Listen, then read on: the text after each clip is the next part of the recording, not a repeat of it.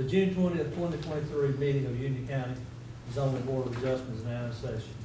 I'm Rick Davis, Chairman of the Union County Zoning Board of Adjustment. Also sitting on today's board are Vice Chairman Darren Green, Larry Britt, Mark Tillery, and Francis Ward, and tonight, Mr. Deion Edwards, who's the Alderman. Also present, Mr. Jim King, Senior Planner and Zoning Administrator, Amy Griffin, Clerk to the Zoning Board of Adjustment, Mr. Derek Thurman, who is our attorney for the Zoning Board of Adjustment, and Mr. Lee Jensen is with us tonight. I'm glad to have you with us, Lee. There'll be a hearing of three types: application for a variance from the regulations of the zoning ordinance, or an appeal from a decision or interpretation of a zoning administrator, or an application for a special use permit. The order of each case will be as follows. All parties who plan to give testimony pro or con must complete the green form to speak and be sworn in, and these forms are at the podium. A planning staff member will explain why a permit was denied, or why a variance is requested, or the nature of the special use permit application. The board may question the planning staff member. The applicant may question the planning staff member, and then the applicant presents his testimony for the case. The board may question the applicant.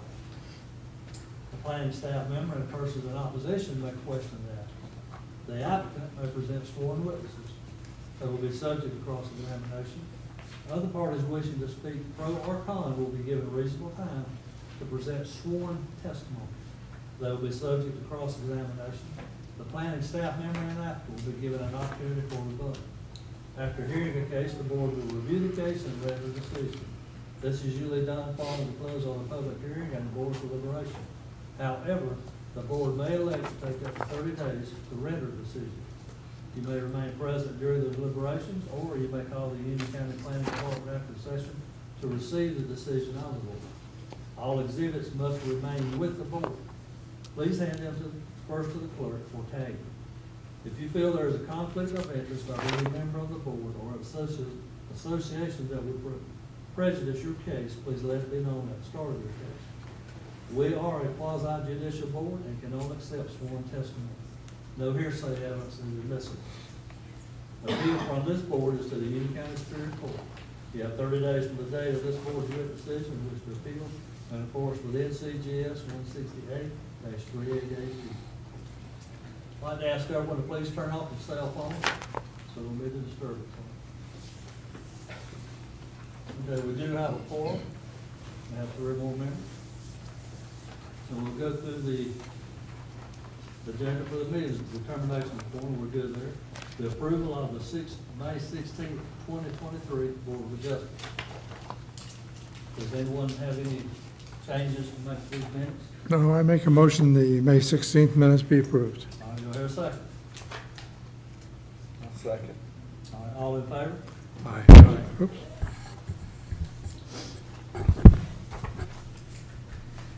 All right, going into section 8. Determine if there's any discrimination or any conflicts for interest of the case 2023 SUP 03. Does anyone have a conflict with this? No. No. Yes, I do. Okay.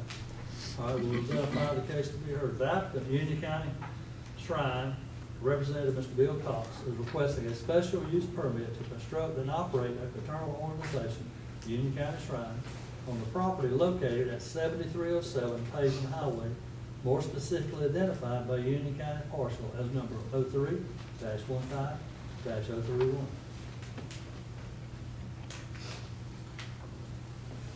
Mr. Jensen, is the petition complete? It is. All right. Is there any of the board members that have a conflict with this? No. Okay.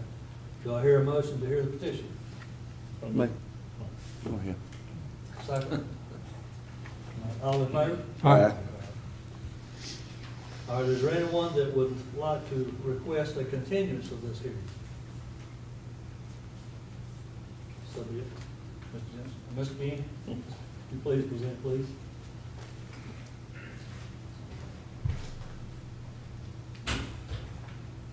Mr. Chairman, did we choose an alternate that's going to be a voting member tonight? Yes, Mr. Ward. Okay. Okay. Do you swear to tell the truth, the whole truth, and nothing but the truth in the matter at hand? I do. Thank you.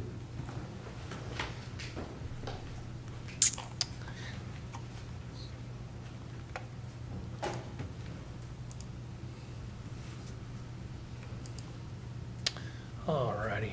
Mr. Chairman, members of the board, thank you for having us here this evening. I know that we have a busy evening tonight, so I'll be very brief in my presentation. Tonight's presentation is for a special use permit. It's case number 2023 SUP 03. At this time, I would like to enter 2 items into evidence. The first one being exhibit number 1, which would be the Union County Development Ordinance, and then exhibit number 2 being tonight's agenda package.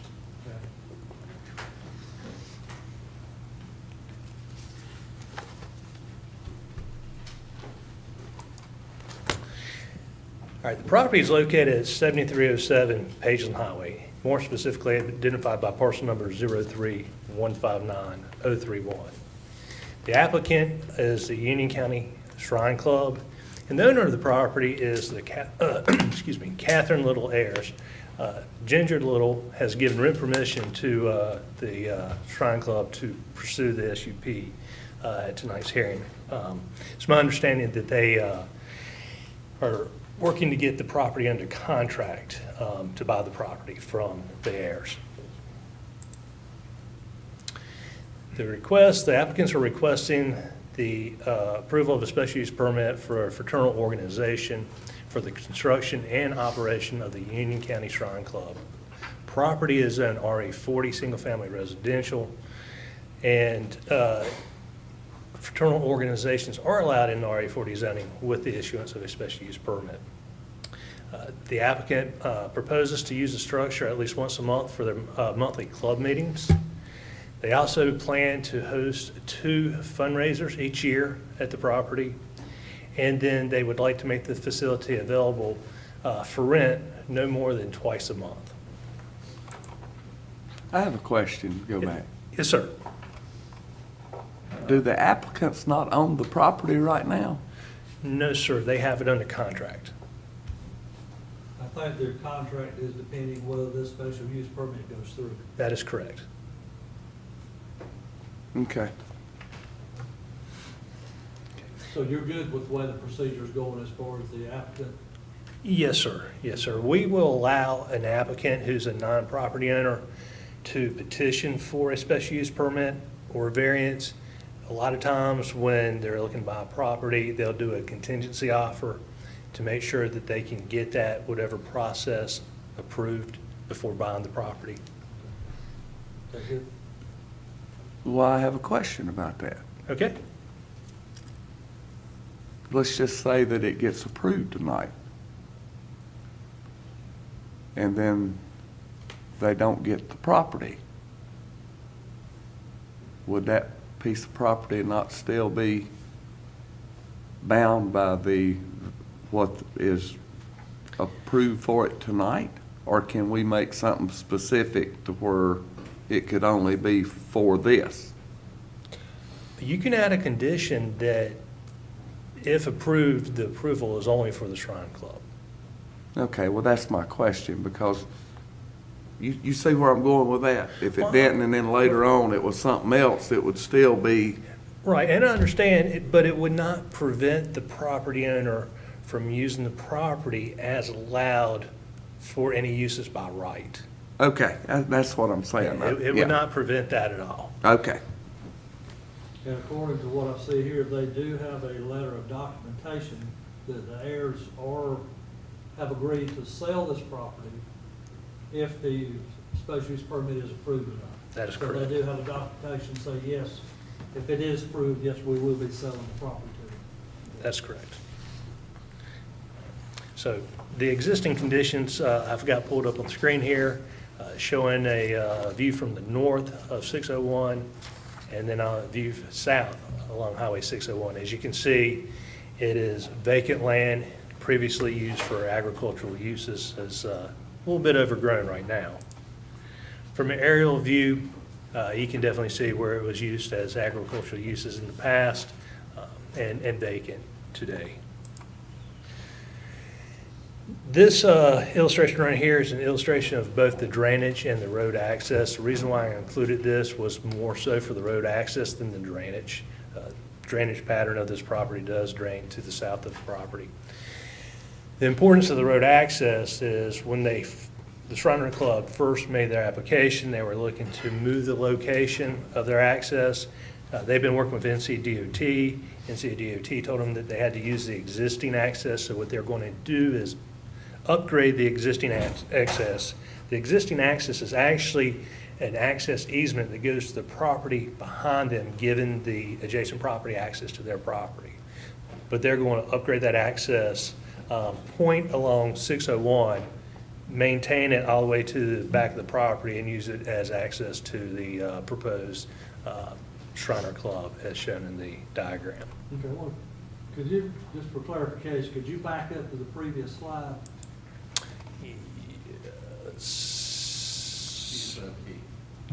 I'm sorry. Upkey. Okay, that one. Mhm. For verification of locations, there it says U-turn southbound below Lansford Road. Mhm. So this property is right there and adjacent with where that turnaround is? Just south of it. Okay, that's good, thank you. Mhm.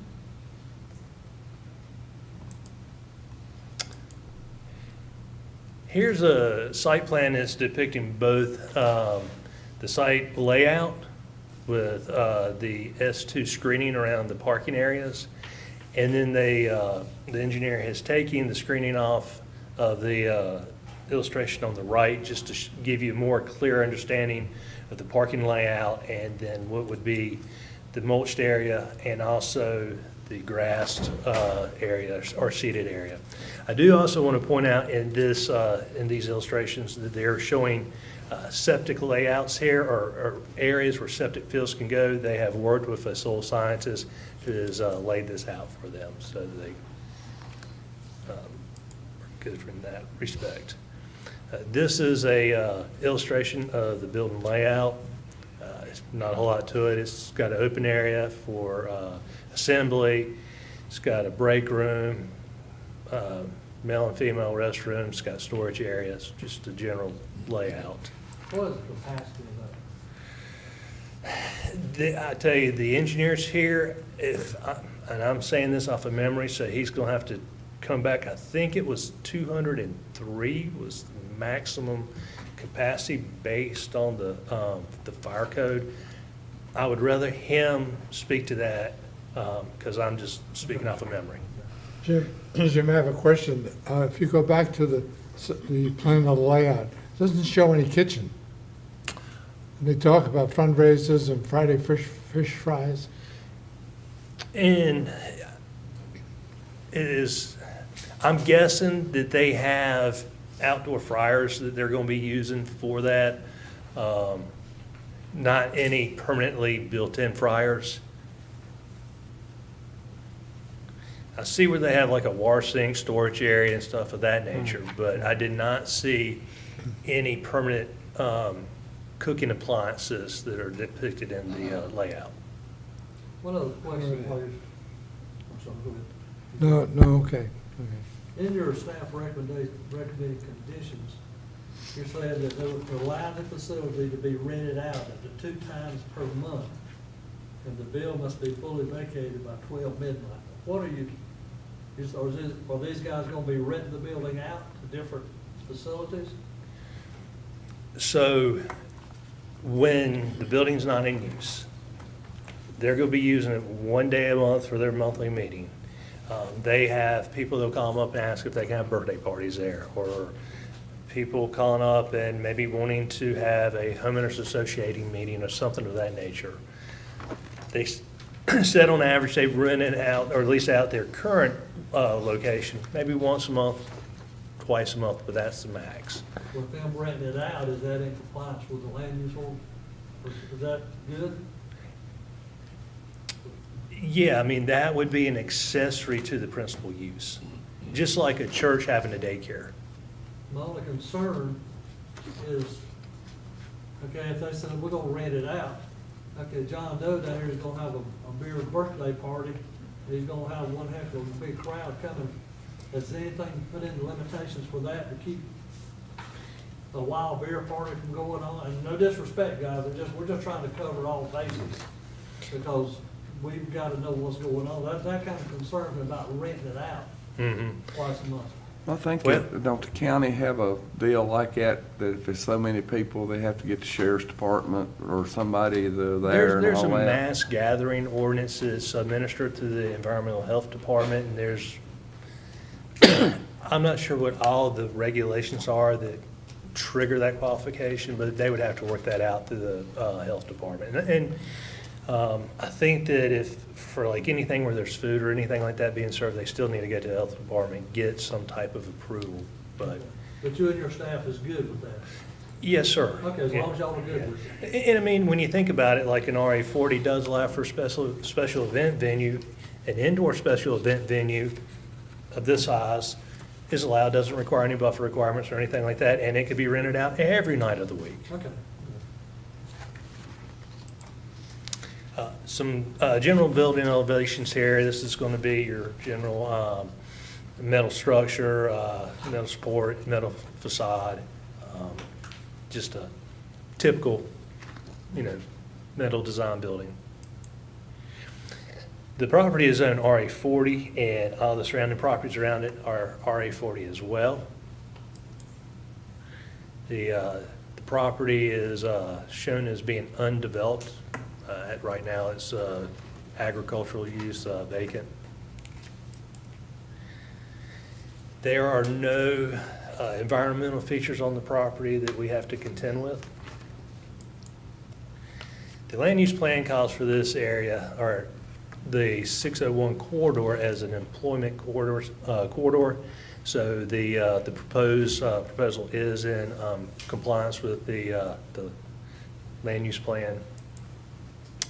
And then we have staff recommendations. Staff recommends that must comply with all local, state, and federal regulations, must comply with the Union County Development Ordinance, North Carolina Building Code, and environmental health regulations, must fully comply with the site-specific plan. They can have 2 private fundraisers per year.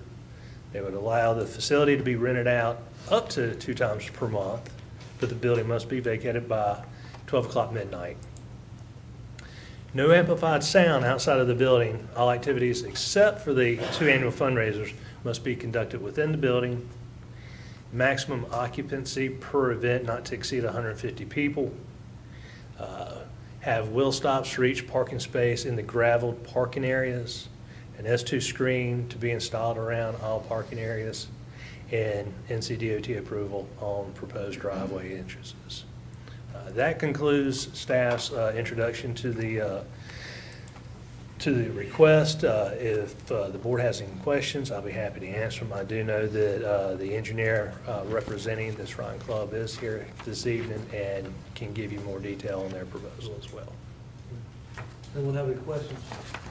No. Everyone good? Thank you, Mr. Steve.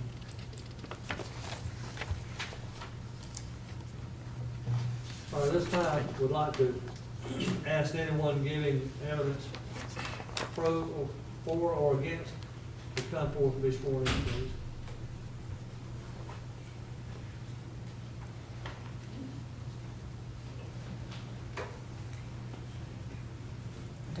This is new to me, so just speak here, I'm guessing. Well, no, first we have to. Oh, be just swear me sworn in? Okay. Yes, ma'am. All right, gotcha. Is anyone else looking to give evidence for or against? If you're gonna speak tonight, you have to be sworn in.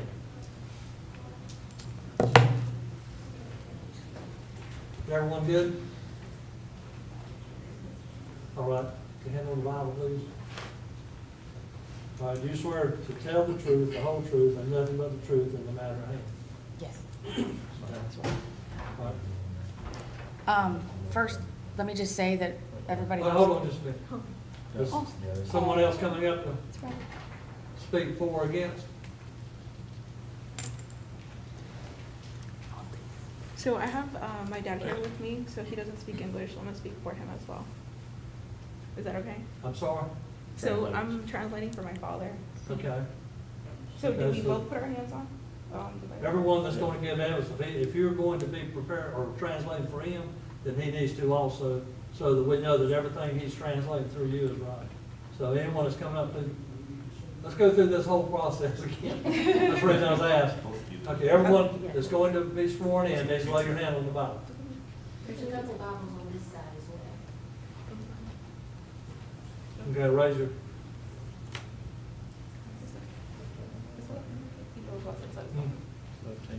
left hand on the Bible, raise your right hand. I think that's right. All right, you swear to tell the truth, the whole truth, and nothing but the truth in the matter at hand. Yes. All right. Who, let's take the ones that's giving evidence for tonight speaking. Let's let them go first, and the ones that are against, we'll get back with you. Are all of y'all for or against? Against. All of y'all are against? Okay, I'm not. I want to hear some details. sir. So I want to hear some more details. 'Cause So you're, back here, we couldn't see the pictures of how the building's gonna be laid out. This property butts right next to it. Mine's in front of his on the other highway. What we're Okay, so concerned you're- about is traffic going in and out, how they're gonna be entering and exiting service vehicles. okay. All right, I'll tell you what to do, and state your name, please. Eddie Braswell. Mr. Brown. Let's let Mr. Browswell speak his concerns, and then we'll get back with y'all. Is that good with you guys? That's fine. Okay. Whoever's presenting, somebody presenting this? It's their, it's Mr. Cox here, and right here. Go ahead, get sworn in and go ahead. Oh, okay, I'm just, That's I'm it. kind of confused. I'm confused too. I wonder who's going to. Okay, so you're presenting the case. Yes, sir. Okay. Do you swear to tell the truth, the whole truth, and nothing but the truth in the matter at hand? Yes, sir. Okay, let's let him present the case, and then we'll go from there, if that's good with everybody. Y'all can sit down. What drive is that, Jim? Just go to the little folder right there.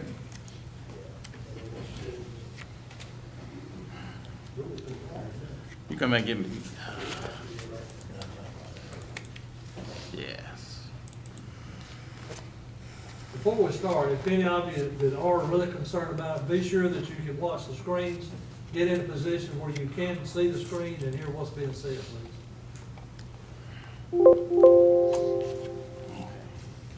Let me change glasses, I apologize. It's tough when you get old. I appreciate you taking the time and listening to us tonight. I'm with Whip Trail Engineering, I'm Doug Buchanan, I'm actually the designer for the project itself. And your name again? Doug Buchanan. Okay. I'm the engineer. I keep wanting to say PE, I keep forgetting that, this stuff. I understand you do have a lengthy agenda, so I'm going to go somewhat fast. Please stop me if you got any questions or thoughts, comments. Okay. Who are the Shriners? I mean, I didn't know. They are actually a group with the Masonic principles of brotherly love, relief, and truth. Truth right here is really a big key for me. Okay. They are committed to promote the welfare of others. Okay, they actually have a three-part mission statement. Conducting research for the care of kids and adults, and also providing that information to other people, other physicians, healthcare professionals. And they back this up. They've had 100 years worth of care. They have hospitals worldwide, and they have treated more than 1.5 million children. Okay. Mr. King actually did a good job. So I have some of the same slides he does. But on this, you can actually see the South Carolina line, the proximity of it from there. Okay. The events, they have fish fries twice a year from 11 a.m. to 7 p.m. Monthly meetings, they have 10 to 15 members at that meeting once a month, the fourth Tuesday.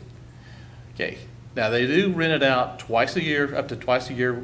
Historically, it's been like 1.5 times a year. This is for churches, business office meetings, general public for birthday parties, wedding receptions and stuff. Okay, and basically, they got to be finished and gone by 12 o'clock, but they tell them they need to shut down by 10, so they have 2 hours to clean up. That's part of their contract to clean up. And talking with the Shriners, they were telling me that they have in the past called the sheriff, shut down an event because of being rowdy and noisy, and then they're banned from renting the facility anymore. Okay. They did a impact study, and basically the study said there'd be minimum to no, gosh, I'm sorry, it's been a long day, devaluation of other people's property. So it's not going to really make any kind of changes, value. This is the survey. A couple interesting things on the survey itself. The existing easement gives the driveway to the property behind it, which is to the right or west of the project itself. There is a power line on the north side of that easement, which limits what we can do. The state has a drainage structure right there on 601 to the north of the driveway. There is a fence that crosses the property line and a barn and what looks like a shed that actually is built within the setback. Now, one of the things that I've actually recommended to the Shriners is to do an exchange of 20 feet to that property owner so those problems go away. Details of that's not been worked out itself. Excuse me. So we do have overflow parking that will be used for the event itself. Now, the key on this is that it actually is washed stone on top of filter fabric, so that is a pervious surface, according to the state. That helps us out a lot with that. So we do have a large stacking area for the events for the fish fry. The parking for the majority of the uses can be done in the front. It will not be into the back. There is 19 spaces in the front. 3 of those are handicap. Okay, and you also have a area, it doesn't really show up too good on your screen, for absorption field and a repair area of absorption field. Already identified on this. Now, let me ask you a question. You're saying there's 15 parking spots? There's 15 parking spots and 3 accessible. So it's- 15 parking spots for Oh, 150 excuse me, people? 16. There's actually more than that in the back for the overflow. I have a total of 51 parking spaces, which is another slide. Okay. So, okay, which is what, next slide for you. There was a question about how do we come up with the number of people itself, and utilizing North Carolina Building Code Table 1004.1.2. It gives us the capacity per use itself, and that's what you see there. So total of people is 204, and then from your own land ordinance, we're utilizing 1 parking space per 4 seats. And we did this for the entire facility, 204 people. And that's how we came up with the 51 parking spaces.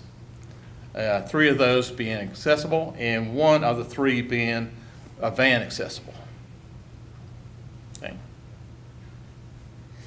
All right, go on this. So this is actually a little bigger blow up of that same area. You have 50 feet from 601 to the property line or the fence that of the state itself. That area right there is going to be concrete. The state was worried about somebody spinning off, coming out and stuff, so this is just a good way of putting a hard surface in and not introducing another subcontractor, because we want to have concrete on the site. We also were very concerned about people going on farther back itself. So we actually designed, if you can see, a little squared off area, so it drops from a 2-lane to a 1-lane. And the lane going into the facility, the right-hand lane, so you automatically want to go to the right. We have signage proposed for that also. There's also a sign in the front for the Shrine Club. I want to mention that also. So if you come around, you see Owl Drive with 16 parking spaces, excuse me, and then the concrete is right up front of the building for the accessible. And you have a loop around the building. That loop around the building is a 1-way, so that's 12 feet. And there again, it's designed so if you're coming around for an event, you'll see a sign that says overflow parking, and you go straight into it from the right-hand lane. That right-hand lane coming out there, that entrance, is 12 feet wide. And it's very difficult to make a right-hand turn out of it. We want you to go out the top itself and continue on through and out the facility. Okay. All right, so this is just some dimensions. The road coming in is 24 feet wide. Currently, the existing drive is about 10 feet. And then as it goes around, it drops down to 12, but you'll see some areas that's actually wider itself. And there's a reason for that. The parking spaces are all 9 feet by 19. I have 2 planting islands in the overflow. Okay. Come on, there we go. One of the things I do that I think is very, very important is I actually put the path of a fire truck, a pumper fire truck, going around the facility. And from that, I'll see areas that I need to widen the road so he'd be able to get around the facility. And just to me, it makes a lot of sense to go ahead and put that in. So that actually dictates some of the radiuses and the width of the road, especially on the one lane around the back of the building. I gotta ask you a question there. Where is the road that goes on past this, and of course, what we're looking at? You said the road extends on past to a one lane? Yeah, it extends on past. Where is that road on here? Okay, wish I had a pointer. If you come up through the middle, You should be able to use the mouse right Oh. there. okay. Yeah, you see that? Yeah, okay. This is where we actually drop off for the new or improvement of the road itself. And then this one road will actually continue on. We have a sign right here that says do not enter. We also have another sign here that says right hand for the Shrine Club, if I remember correctly. Okay, other than the sign, any provisions made to keep people from just driving back there, exploring that property? Actually, I did think about that, doing fencing, or a gate, I should say, and I would really prefer to see how it works out. If we have a lot of people that go back into, on through, then yes, we need to go ahead and put a gate in. Who would make that decision? That would have to be with the Shrine Club and the owner, I believe. The owner being the property to the Right. west. Okay? So. All right. So grading, keeping this pretty much the same grade it is now. The building itself is going to be the high spot and everything drains away from it. The overflow parking, there is no grading. We're just going right back on what's there now. Okay. We also have silk fence around the property. Also, down right here at the road area itself, any silt that comes down, I have 2 silt fences on either side of the road to catch the silt. And of course, this blue line right here is actually my limits of construction. Okay, so this is just a blow up of the accessible area itself. There again, they're 9 feet by 19. You have an aisle here, 2 parking spaces, and another aisle. Now this is actually a ramp on the sidewalk with truncated domes, which is required. I see a lot that don't have. There will be a statue here in the center of this circle, and then there is going to be 3 flagpoles here. There is a drive-through to a cover area. The cover area has concrete and then goes back to gravel and exiting the area. Okay. Mr. King, I already showed this drawing, but one of the things I do want to point out is I'm concerned about the neighbor to the west. I have American Hollies lining this area here, which is an evergreen, and also has some little sharp thorns on them, because I don't want people to want to go from here to here. So I think there's a fence already, but we're trying to discourage that anyway. This is an S2 buffer. So, and have 5 different types of trees, 5 different types of shrubs. Okay. I thought that slide was very pretty. All right, so here's just a slide of showing what the planning is. So one of the things that I thought was very intriguing is the butternut tree. I've always heard about it, but I didn't know it's actually native to North America. And I thought this would be a great application to try one and get it growing. Something you just don't see very often.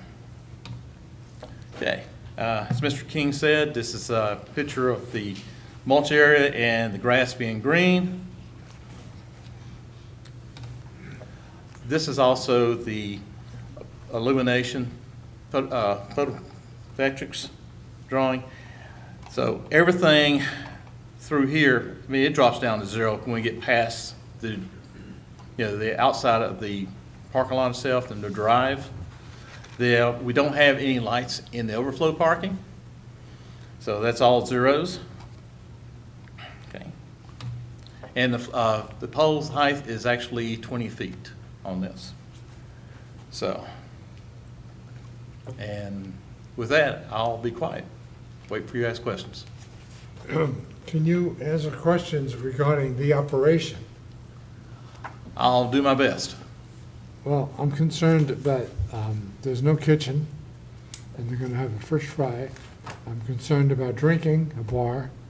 How is that handled by the Shriners? Okay. The kitchen, I think that the drawing I got didn't have the kitchen equipment in it, to tell you the truth. And this was back in March when I got that drawing for this. And I don't know where they stand on that. The drinking itself, I think that it's very difficult to stop people from drinking. And it's just going to be a matter of, if it becomes a really big nuisance itself. I'm not sure, and one of you guys can tell me, do you have in the contract with that, do you have a clause about alcohol? Oh, yeah. Is it no alcohol or? They have to get their own permit. So- And they have to have the insurance and, Hold on just a minute, would you Yeah, please, and sir, with- sir, You need to be sworn you in. need to be sworn in if you're gonna be speaking.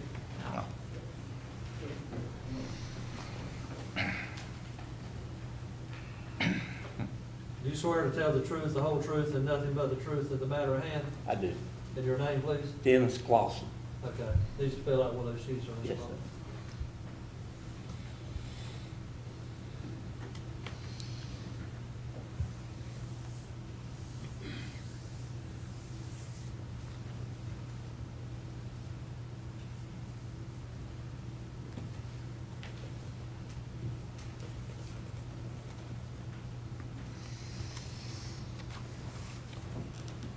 While he's doing that, Mr. King, is it acceptable for them to have their own alcohol permits with the way it's zoned and the way everything is there?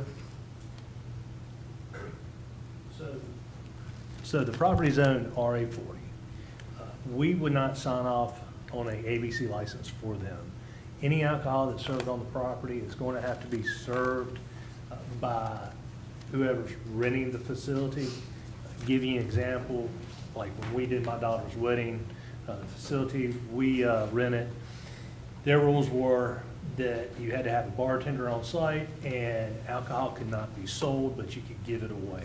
And the bartender had to be there to give it away for you. The renter can apply to Step up to the the, microphone, please. yes, sir. The renter can apply for a special events ABC permit. However, there's certain rules and regulations within the lease, such as event insurance and private security, which the only private security that has power of arrest in the county is the sheriff. So they would have to contract with the sheriff for their security. And there are requirements for that the events, we have a person who screens all of our events before they're allowed to rent. She would take care of screening those events to make sure they comply with our rules and regulations in terms of leases and in terms of our moral obligations with our neighbors. We want to be a good neighbor. We just try to raise funds for the Cripple and Children's Hospital. Okay, Does that thank answer you. your question? Yeah, yeah. Does anyone else have any more questions? Oh, yeah, I just have a question about how big are the fundraisers usually? Is 51 parking places enough?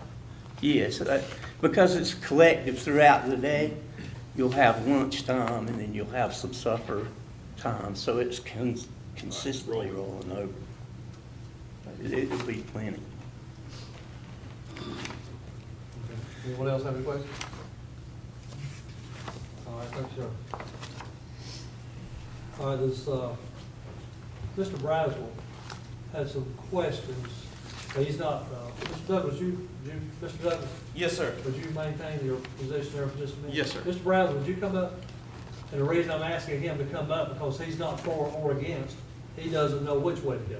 Right, He's got understand. some questions that he needs answered, I think. Well, my opinion is, I've been living here for, Microphone. I've been living in this area for 50 years, right in that house up front. Don't have any quarrel with any neighbors, don't want any.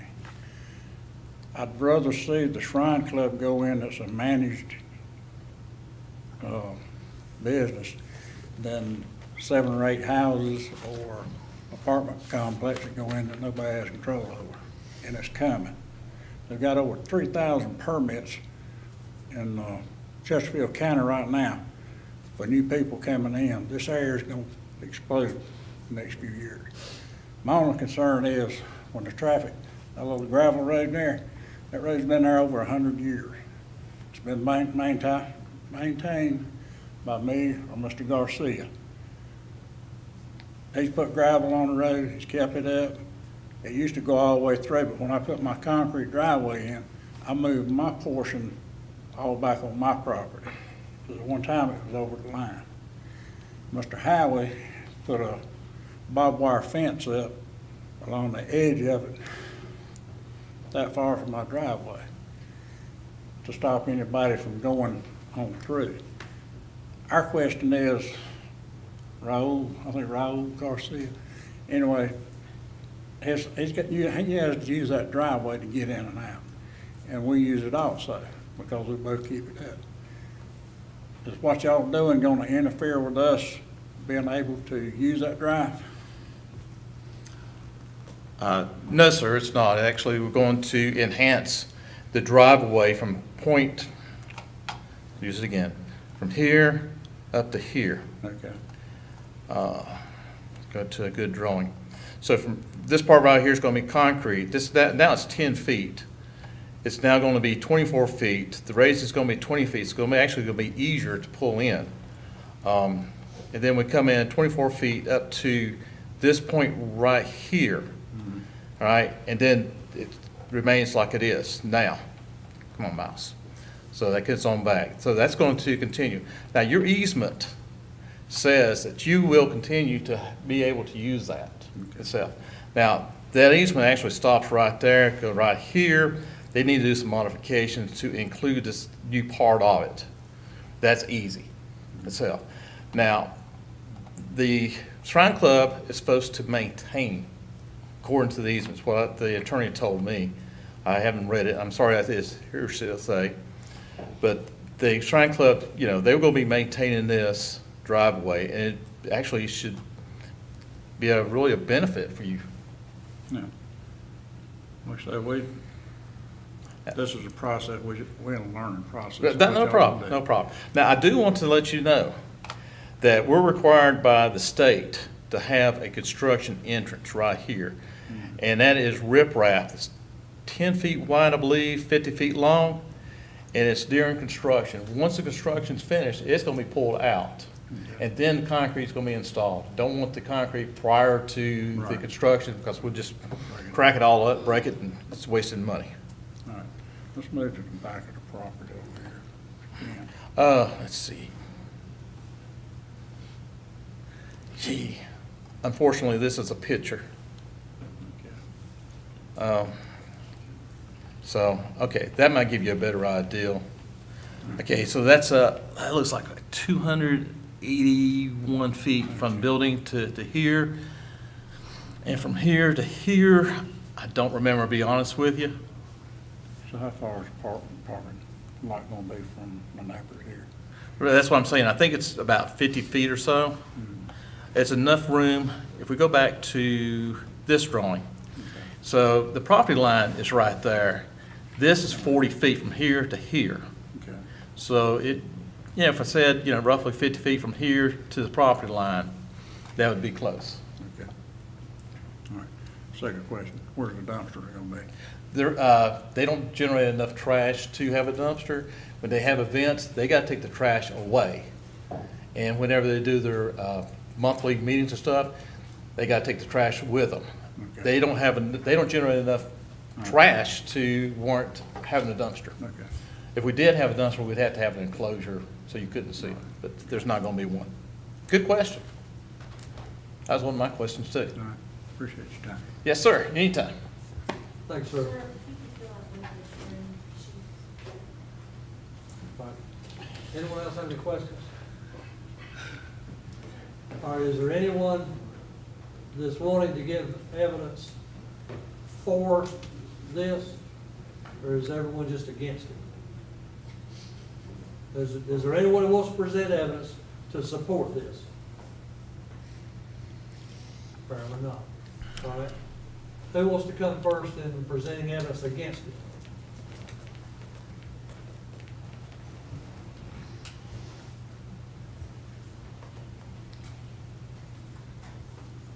Hi, my name is- Mr. Cannon, if you want to sit down for just a Okay. minute, if they have any questions, we'll bring you back up. All right, thank you. My name's Suzette Guthrie. This is my husband, Stas Pislaro. Hold on, his name is what? Stas Pislaro. Okay. We recently moved to the area 2 years ago.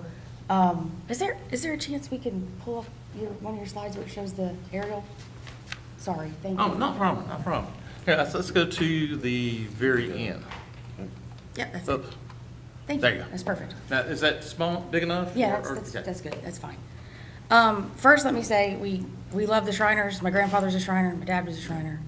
We have no problem with them whatsoever.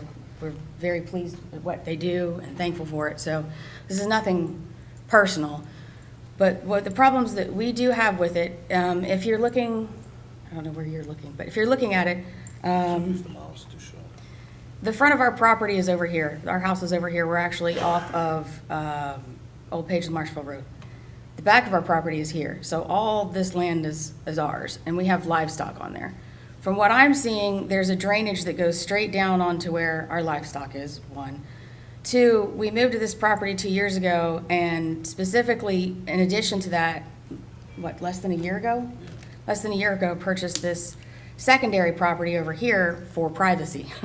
Because we were under the understanding that they were going to be putting in, the farmer that farms it was thinking about putting in housing development, so we scrounged together and figured out a way to buy the second property for privacy to make sure our animals are away from people and, it's the country, it's nice. Raul and his family live here, Raul and Victoria. And I know that and then Eddie's over here. So you can see how we're all kind of part of it. My concern is the water flowing down onto our property, one. Secondary, I don't have a problem with the building being there. The parties are what worries me, because they can have a cap on it of 150 people, but that doesn't necessarily mean that the people are going to adhere to it, and there's nobody that's going to be policing the situation if they're renting it. So there could be more people out there. Headlights, when they were just up there researching the land, we had people driving on and off of our property. We've had to put in a privacy gate to make sure nobody will come on our property anymore. There are people walking in the back here. It was just, people were crawling all over our property already, and they haven't even put in a building. And then with the lighting situation, they've driven trucks up here scouting out the property, which you do when you're looking at a property, I get it. But it's literally, we are so downhill, they overlook everything where we are. There's headlights everywhere. And I'm just thinking, there's 52 parking spaces. And at night, when they're having these parties, there's gonna be all these lights coming over on us. There's gonna be, whether you think so or not, the sound carries incredibly out there. There's no barrier of trees. I understand that they're proposing to put trees in, but it's a significant amount of time for those trees to get 30 to 40 feet. The trees that they're talking about that get 30 to 40 feet, there weren't a whole lot of them on there, and they take 10 to 15 years to get that height.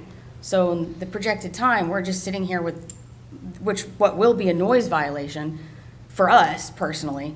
And then also, there's the lighting pollution and everything. I know that Raul and Eddie and everyone were worried and concerned. I believe this drive right here isn't even technically part of the property. I think is it on Howie's property? No? I think there was more of a concern about traffic going through here. I know, and they've addressed that. But as far as our personal concerns, it does take a lot of privacy away from us. We don't know what kind of people are going to be there. I know that they trust the people that they're going to rent it to, but it doesn't mean they're not going to wander over and, mess with our livestock. Come over on our property and go through our buildings that we have, or or what we've got going on, you know? It's a little bit of a safety concern. So, do you have anything to add? No, and it's just the way this lot is made, like, we've seen all the schematics for the building and the parking lot, but I can't visualize it on this picture because I don't know exactly where the parking lot is. It's an L-shaped lot, and if you look at the screen, this portion of the property backs up to our backyards. So, people can be wandering right here in the back, and, we have, Eddie's got the warehouse over there, a barn over there, Raul's got a barn over there, I have easy access to my backyard. We're gonna get a lot of traffic from, people that just come in to have fun, have a couple of drinks, and then wander off, just get carried away, because a lot of them don't live in the country. The country is interesting to them. And this is a big concern to us. And, the other concern is, they're gonna have, what, two parties per month? That's every other weekend. We moved in the city, everybody, I think Raul lived in the city, we moved out to the country to stay away from all of this, activities. And now we're gonna have it in the backyard, 2 weekends out of the month, we're gonna have parties, people drinking, having fun, disturbing essentially our quality of life in there. And just to be clear, the 2 fish fries, that's 2 per year. Yeah, but they. 2 meetings per month. Two- Okay, wait a second, There's- rentals, so rentals. We're talking about the rentals. Rentals. So We we're understand not- the fish fry. Yeah. We understand the meetings. That's not as much of a concern to us because we know it's limited. And I'm great with them fundraising. It's not that big of a deal. Occasionally, we will have, like, community parties here, and we get it, and everybody's on board. All the neighbors go to each other's house. We just had one in June, and everybody came over to their house. So, there's gonna be stuff that happens. I understand what you're saying. Yeah, but what it's you the guys- parties. You guys are bringing out personal concerns about things gonna change. Do you have any evidence of anything that you could present that would go against what they're wanting to do? The drainage, wherever, Keep going up. Well, Mr. Buchanan, could you address that, please? yes, sir. Okay, we do have, it's actually a uniform drainage itself, so we don't have any kind of concentrated, and we're falling back onto the existing contours at this spot here. Actually, you can't see my finger, I'm sorry, there's a slide but it's that right here. this gentleman put up where it comes down through here and it funnels straight onto the new property we just bought. It showed arrows and everything, the red, the blue, the whole 9 yards. Okay, so this is the arrows here, for that's the direction of the water to flow. This is the direction the water flows here. And water's gonna flow perpendicular to the contour lines itself. So you have it where it flows off the property, because that's what I'm talking about. Because when you look at a slide that he showed us, this was exactly what I was worried about, and he shows the exact slide. Okay. So, do you know what slide I'm speaking about, sir? Mr. King? This is the overview. So this is absorption fields. There you go. Yeah. It's right there. Yeah. That's- That's actually a dimension. Okay, that looked like flow, because. Yeah, So yes. this is what's higher and lower, right? Yeah. If So water, where's the flow? The Okay, water let me- will let me go- interrupt- Let me interrupt here just a minute. Mr. Buchanan? Yes. Is anything you're going to do going to transfer the water to their property? not beyond what it is now. That's all we need to know. That's good. What does that mean? Because if they have parking lot and they have all kinds of cars in there and all kinds of pollution, that pollution will be transferred to us, right? No, sir, he said there's going to be a gravel parking lot. Be a gravel parking lot. Perforated And- flow. So he's addressed that situation. We said to keep going back and forth all night. It was But- confusing. okay. Yeah. But what he's saying is there will be no more water going onto your property than is already going onto it. Is that correct? That's What about- correct. What about the quality of that water that is gonna come to our property? Well, it's no more than what's already going on there, is what he's saying. No, you're talking about the levels of water Okay. spilling. I'm talking Well, about the I quality of water totally, spilling. I totally understand what you're saying, Yeah. but that's not a responsibility that this board can look at. There's environmental that will be taking care of that with them. Okay. All right. That's, Yeah, they'll be responsible for that part. okay. We just had concerns. We have livestock there, and Sure. we Yeah. don't want them ingesting things that they shouldn't, Yeah. All right. Just stay Water out of the goes hoops they have to jump through. like This that. is just one of those hoops. Okay. The health department's gonna address issues with serving food. You've got, the state will address some of these water issues, the highway issues, what the driveway has to look like. There are other hoops they have to jump through, just. I do have one question for you, if Yes, you don't ma'am. mind, because it was confusing. So, Sure. No problem. No So problem. where our property is, because I can't, this is harder for me to read, I'm sorry.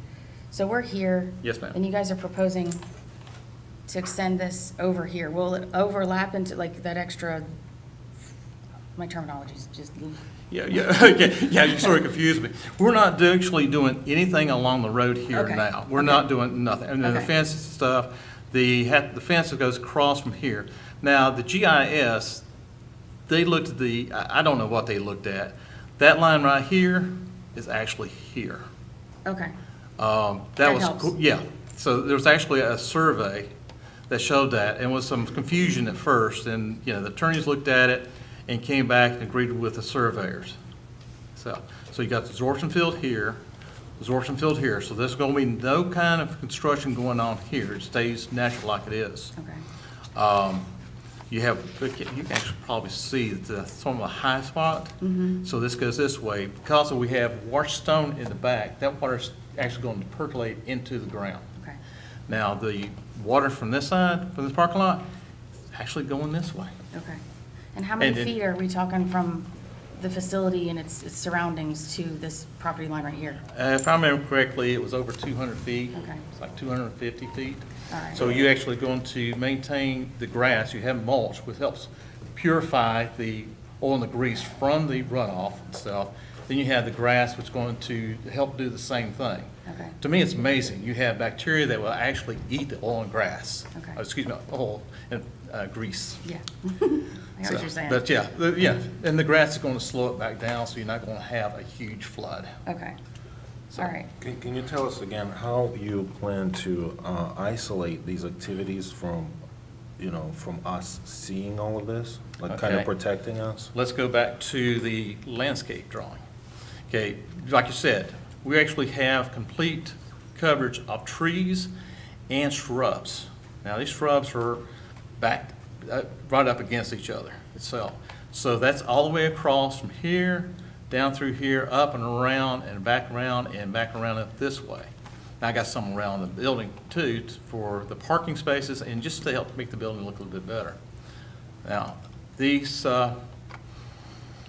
height range, maturity, 6 to 8 feet, 8 to 10, 10 to 15 feet for the Chinese French flower. I don't know if you're familiar with that. It's a very nice bush. I like it. And then we have the trees coming in. They have to be 8 foot tall to start with. Okay. So that does help A some. little bit, yeah. And I think that with the shrubbery, it's going to help. Initially, I can't guarantee it's going to be 100%, but like you were saying, in a couple of years, you're not going to be able to see anything. Now with the Excuse me just a minute, we need to move on. Okay. What we're doing, basically the layout that you've got is for the screen. is Yes, sir. good With our planning department, so we're gonna need to move on, folks. I don't mean to be disrespectful. No, we don't have any other proof of anything, so I get it, yeah. Okay. All right, thank y'all. All right, thank you. Very good, thank you. All right. Is there anyone else in opposition that would like to present evidence in opposition?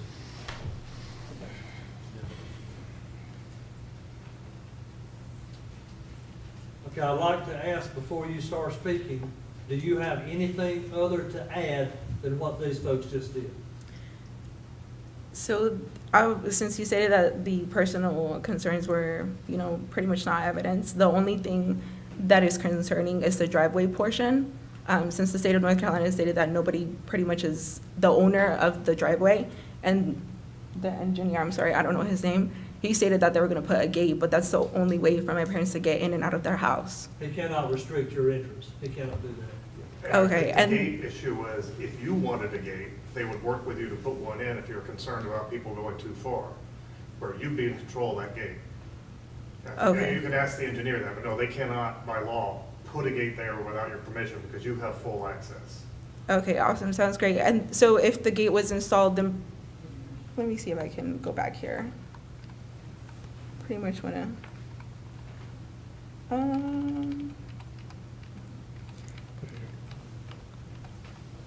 so it's like right here. So my parents enter their home from Pageland Highway up to here. So there is no gate installed right here. Pretty much, like when people are coming, since you guys only are, issuing 51 parking spots, right here, it doesn't really do a lot of justice here, but there's a lot of space, and my parents have, their dogs right here. So it's pretty much looks like it could be a parking spot, like parking spaces, because it's just grass. And they pretty much have a lot of space that they can park. It'll go like all the way up to here. So what really does guarantee that the fact that no one's gonna go and drive up into their home and park there? They already have a screening set up to go there that'll prevent that. That was a screening he was showing a few minutes ago with the trees. They would have to drive through the bushes and the trees to get to your property. Accessing the driveway that's right here? Well, no, they could continue down the driveway. Right now, they're proposing to put signage about halfway down wherever, that says do not enter. And they said they would be willing to work with you to put a gate there if you wanted one, a gate that, you could put a lock on. That's up to you. Que allí no está bien para que hagan eventos. Dijo que básicamente que allí no les importa como lo personal de uno. Solo es como eso. Entonces van a tener problemas. Okay, that was all. Thank you so much. Okay, thank you. Thank you. Is there anyone else presenting evidence?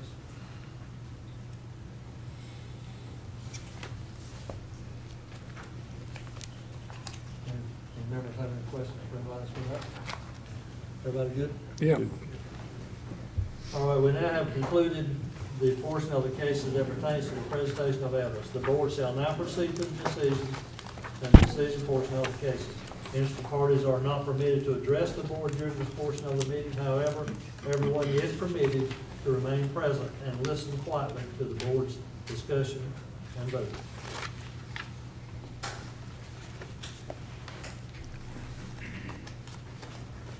Discussion.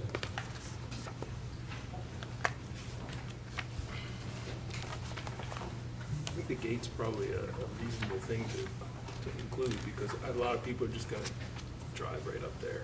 Well, that would be up to them, though. Yeah. That wouldn't be with us. Would we need to put that in there, that Right. if required by the If requested, yeah. other users of the easement, then they would install a gate to be controlled by the other user. I Would think that be this, acceptable, Ms. King? To be put into motion? That if their agreement is that they would like to have a gate, the other users of the easement, to prevent people from shooting beyond the Shriner Hall and into their property wandering around, then they should have to do that as part of the deal. Yeah, I mean, that is fine. That could be a condition that the cost of installing the gate facility for the adjacent property Yeah. would be a cost of the Shriner. That is reasonable. I also think, Jim, that the signage is going to be very important. Private property, dead end, whatever we can come up with, but that no one proceeds down that gravel path. That is perfectly fine as a condition as well. Yeah, okay. Or does anyone else have any recommendations? All right, and findings of fact. Number one, the proposed use development, one other question before we go any further. Morrison and Associates, are they here tonight did the impact study? No, sir, they're not. That's good, thank you. That's all I need. The proposed use and development comply with all regulations and standards generally applicable within the zoning district and specifically applicable to the particular type of special use. We have carefully reviewed the requirements, and the project does comply with the requirements of the special use permit for RA40. Is that acceptable? Yes. Yes. Mr. King? As far as findings of fact, I mean, that's totally up to the board as far as their decisions to see if you want to add more information and more findings to that, for the basis of your motion and your decision, you can, or you can go solely on what the applicant has provided. Okay. Or staff recommendations Okay. associated with it. The proposed use and development comply with all regulations and standards generally applicable within the zoning district and specifically applicable to the particular type of special use, and it does. All in agreement? Yeah, I agree. Yes. All right, number two, the proposed development will not materially endanger the public health or safety. The intended use of the project is set back enough from the road and property that it will not endanger the public health and safety.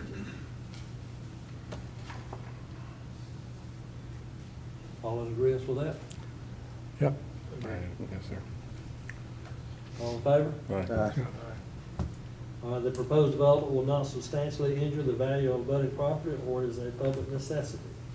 The distance of the building and parking lot is sufficient to not injure the value of the adjacent property. The use of the facility is generally once a month. And Morrison and Associates did do a real estate evaluation, and then according to the information that we were presented, said it would not be impacted. I agree. Agree. All in favor? Number four, the proposed development will be in harmony with the area in which it is located. The facility will be generally used once a month in the evening and twice a year for a fundraising fish fry. There is a proposed two-way drive that is located on this parcel that will be shared with one neighbor. Access will be coordinated during the fish fry. The other events should not impact the access to the neighbor. There is screening around the facility that will aid as a noise barrier and will be a visual barrier. I think if we add to that in the motion about the gate, I think it would cover that to prevent anyone from wandering back.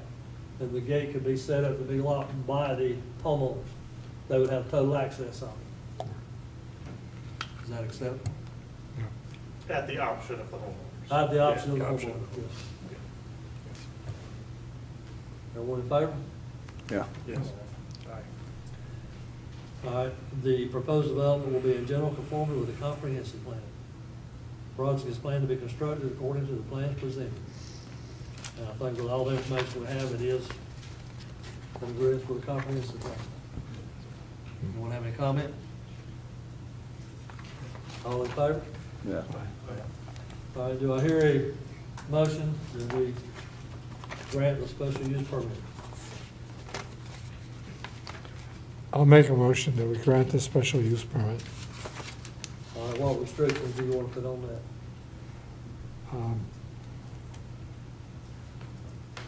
That the access to the gravel road, that it be an option for the neighbor to have a gate installed Okay, with his own lock, a lockable gate, with them in control of it. with him in control of the gate, yes.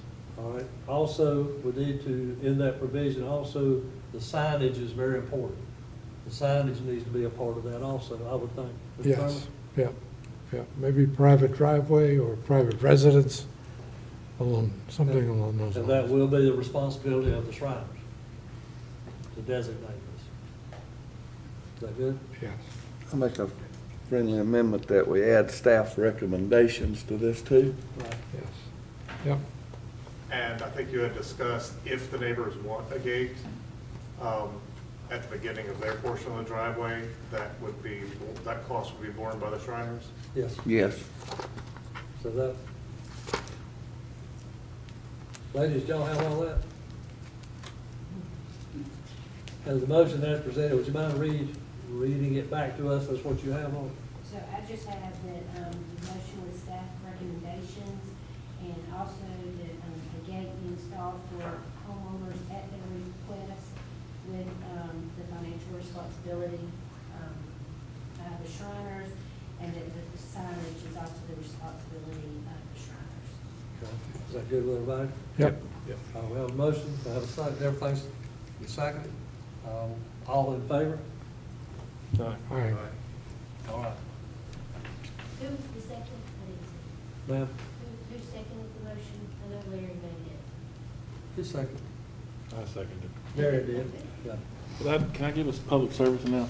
sure. I want to be an attorney when I grow up. Gentlemen, I appreciate y'all, but y'all cook fish. Next time y'all do something like this, cook some fish, invite all those folks over, explain all this to them. You'd be home watching a baseball game right now, if you like baseball. All this would have been dealt with. Just saying, that's all. All right, motion has been granted. Thank you. Thank y'all. Thank you. Thank you. Thank you for your time. You need flash drive. Did everyone sign for the, everyone did sign the papers, correct? You need to close the hearing. Okay. Close this hearing. We need to close this one. You can just close it. You don't really need a motion. You have. All right, this motion, this part of the hearing has been closed. So, Tell him to go outside. excuse me, folks, if y'all are gonna be speaking, can we ask you to walk on outside? We've got another hearing we gotta go through. Thank y'all.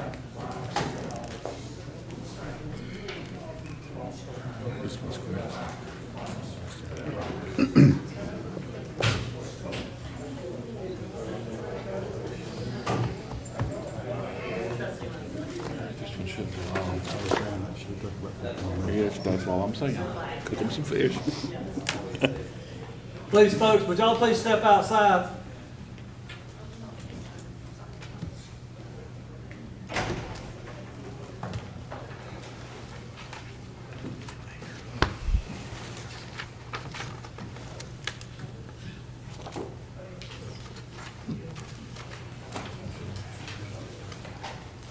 Okay, we'll carry on. Determination of any conflicts of interest for case number 2023, appeal 01. Mr. Thurman, I want to ask your guidance on this. Do I need to go ahead and read through this appeal as it's stated here in the agenda? First, go ahead and open the hearing like you normally would. You know, Okay. at least the, All right, do I hear a motion that we, here's for the hearing? I make a motion, we're here. Second? yes. Go ahead and read, yes, the paragraph in the agenda, yes, go ahead and read that. Okay. All right. Item D in the agenda, the appeal. The original appeal was for setback violations for both the house and the detached garage located at 7820 Stinson Hardis Road, which was heard and decided on by the Union County Board of Adjustment on 2/11/2019 and 5/13/2019. The Board of Adjustment upheld the notice of violations and denied Ms. Thompson's appeal. Ms. Thompson appealed the Board of Adjustment's decision to Superior Court, which upheld the Board of Adjustment's decision. Ms. Thompson then appealed the decision of Superior Court to the North Carolina Court of Appeals, which remanded the appeal back to the Board of Adjustment, but only for the garage violation.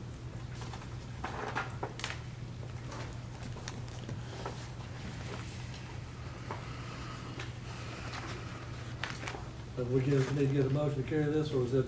Yeah. All right, do you hear a motion, we carry this on? Motion. Second? All in favor? All right. All right, Mr. Thurman. All right, at this point, the parties will put on their evidence. Normally, we would have Mr. King introducing, but in the situation of appeal from one of Mr. King's decisions, he does not, he may testify as a witness, but he's not going to produce any initial evidence. I think the parties have discussed who was going to, whether one of you was going to go first or the other. Have you made a decision on that? Okay, do we need to go ahead and have them sworn in? Do not need to have the lawyer sworn in. If they call witnesses, they'll ask you to do it at that time. Okay. Are we ready to start? Mr. Chairman, thank you. My name is Joe Moss. I'm a lawyer. I represent the county tonight for this hearing.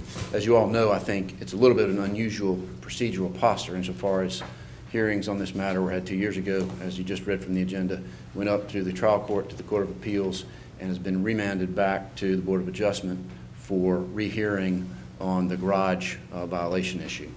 So I'd like to start, before we call witnesses, by asking the board to accept as evidence certified copies of the land use ordinance which preceded the Unified Development Ordinance, which is Exhibit 10, marked as Exhibit 10. Now, will that be exhibit 1? He It's just actually said, going to be Exhibit 10. Okay. This is a full copy of the ordinance. Okay. Certified by Ms. West, clerk to the board. Exhibit 11 is a certified copy of the Union County Unified Development Ordinance as originally enacted with amendments through 2018, and which marked as Exhibit 12 is a certified copy of the Unified Development Ordinance with amendments through November 21, 2022, which is the current version of the ordinance. Just accept those into evidence. So I'd like to move Ask if there are any admission. objections. And Any objections that we accept these into evidence? Okay.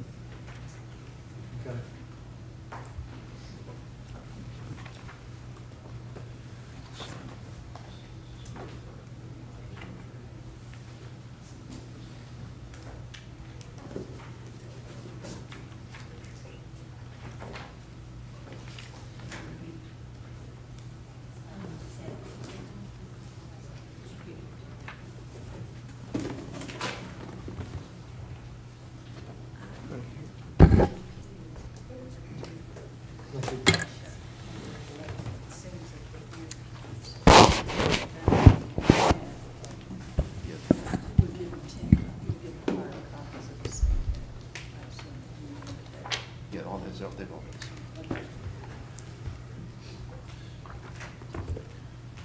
So I moved admission of the exhibits. Were they accepted by the board? Yes.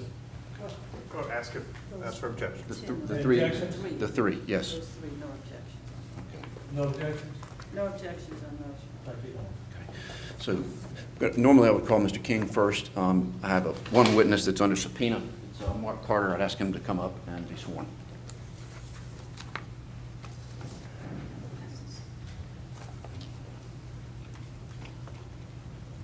Before you do that, just to clarify, what exhibits did you move into Exhibits evidence? 10, 11, and 12. Okay, so none of the ones you just handed to us? No, Yeah. no. Okay.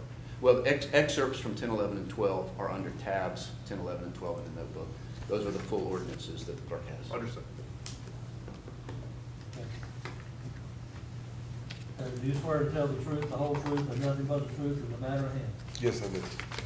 Please state your name. Mark C. Carter.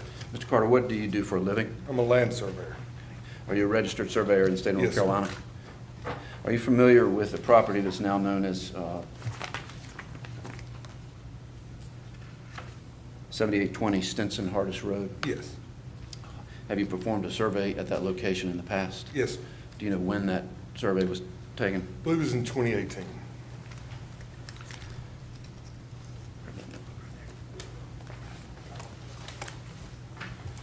If you look under tab 4, tab 5 in the notebook, which will be Exhibit 5.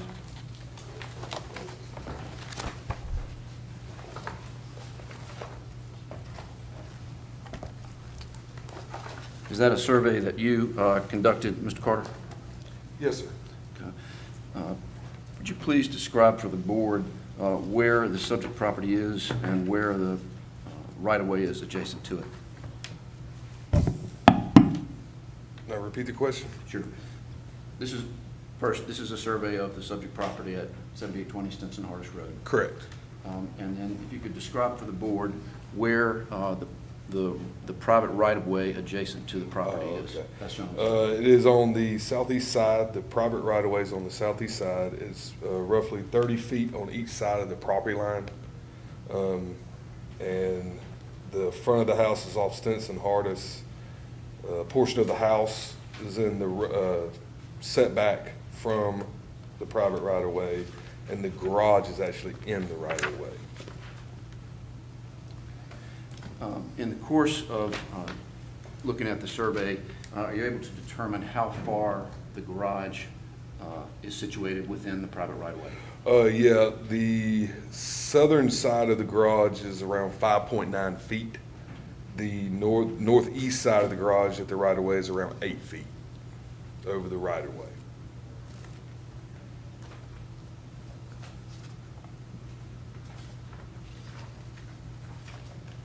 Looking at tab 6 in the notebook. And for the board, there's an enlarged copy behind the smaller copy in the notebook. They're the same thing. You see the yellow line on Exhibit 6? Yes. This is just another copy of the same survey, is that right? Yes. Is the yellow line representative of the boundary line for the 60-foot right-of-way? Yes. And it's showing the garage intruding in as you described? Yes, sir. That's all the questions I have for this witness. I'm happy to have him look at them.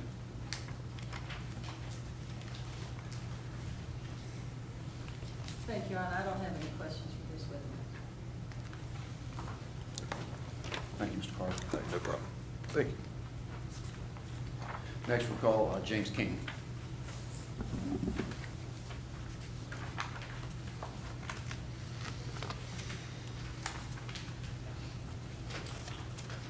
Do you swear to tell the truth, the whole truth, and nothing but the truth in the matter? I do. Mr. King, please state your name for the record. James Donald King Jr. For the purposes of this, what is your employment with Union County? I am a senior planner for Union County and also the zoning administrator for Union County. In those two roles, are you familiar with the property at 7820 Stinson Hardis Road and Indian Trail? Yes, sir. Have you visited the property? Yes, sir, I have. There's a notebook to your left there.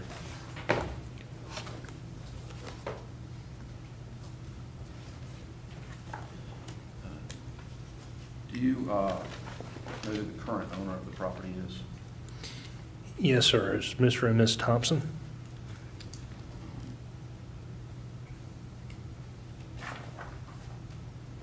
Turn to tab 2 in the notebook. Can you tell the board what tab 2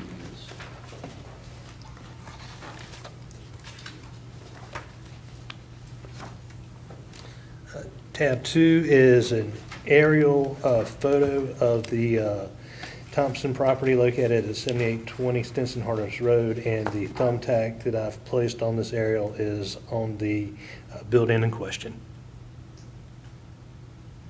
Is the photograph, the image that's Exhibit 2, is that something that you pulled from Google Earth?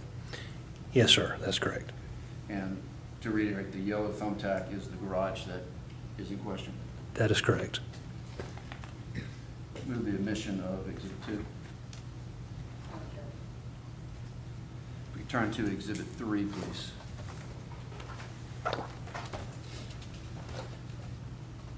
Please tell the board what Exhibit 3 consists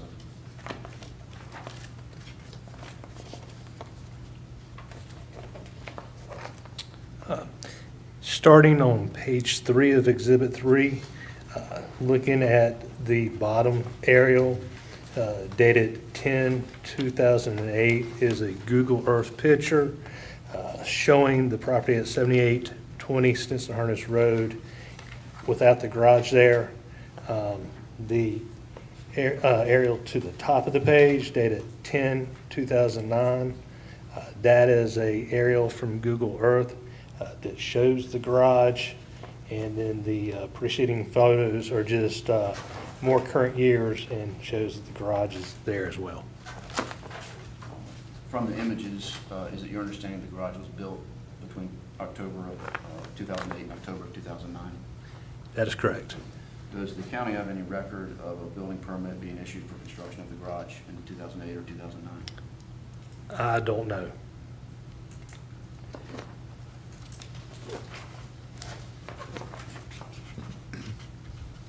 I'm sorry, what was the answer? The answer was, I don't know. My employment date started at 2014 with the county, so any type of permit that would have been issued was prior to my appointment. I searched, I couldn't find one, so I don't know if one was issued or not. I see. But you did look for one. So, You did look for one. Yes, sir. let's turn to Exhibit 4, please. I'd like to move the admission of Exhibit 3. Any objections? No, sir. Mr. King, what is Exhibit 4? Exhibit 4 is a subdivision plat of, let's see, lot number 3, lot number 4, and lot number 5 of Elmore Hardis Estate, Part 2, which shows the area of each lot, and it also shows the 60-foot right-of-way. Is lot number 5 the lot in violation here? That is correct. Move the admission of Exhibit 4. No objection.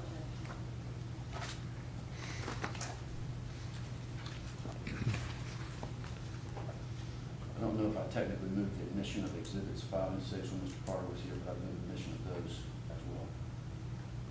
Any objection? Mr. King, in your job as zoning administrator, did you receive a copy of a survey for the subject property? Yes, sir, I did. When did you first receive a survey showing the violation in question?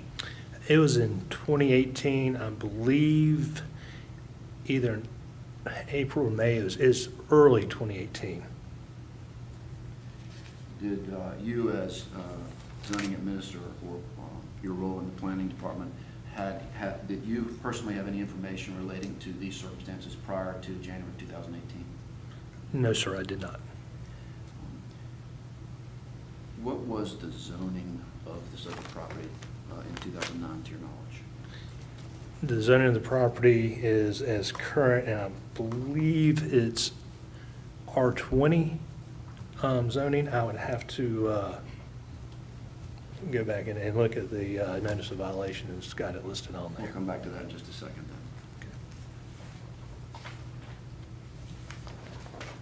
then. Mr. Monk, I know it's really hard down it. It's hard sharing a mic up there. So if you could at least enunciate a little more, it's hard to hear some of your questions. Sure.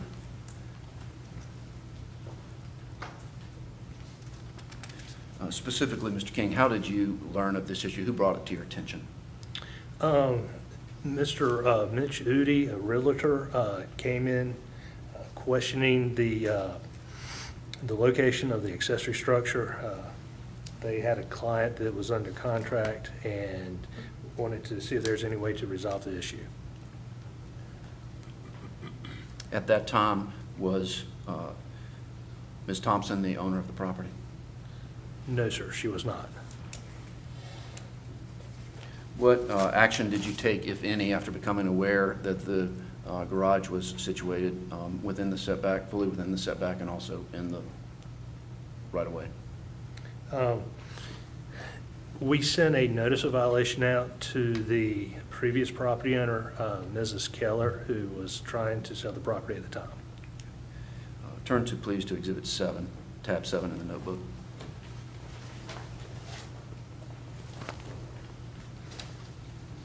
What is tab 7? Tab 7 is the notice of violation, CZ-2018-0045, that was issued to Ms. Christine Keller. Ms. Keller was the prior owner. That is correct. At the bottom of Exhibit 7, there's a paragraph that says, Section 830 of the Union County Development Ordinance gives the aggrieved party the right to appeal the decision of the zoning administrator. This appeal must be filed within 30 days of the issuance of this notice of violation. At that time, did Ms. Keller file any sort of appeal? No, sir. Move the admission of Exhibit 7. Objection. Please turn to Exhibit 8.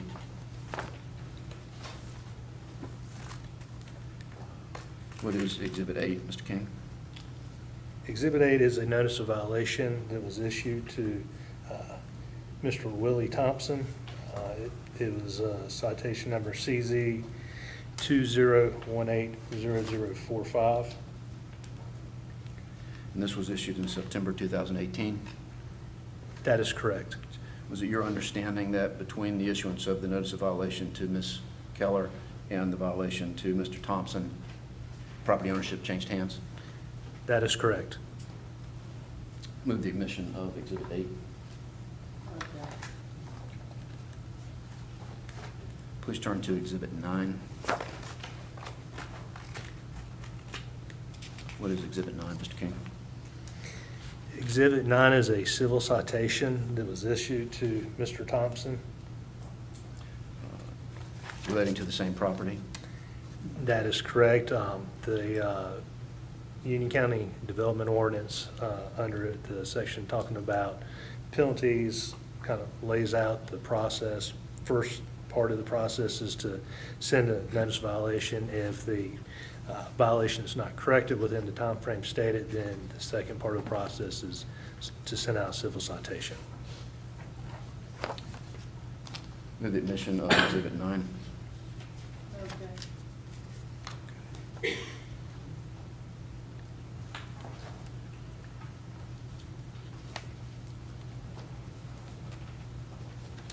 time of construction in 2009, the former Union County land use ordinance was in effect. Is that correct? That is correct. The violation that we're talking about, what section of the prior land use ordinance does the violation arise under?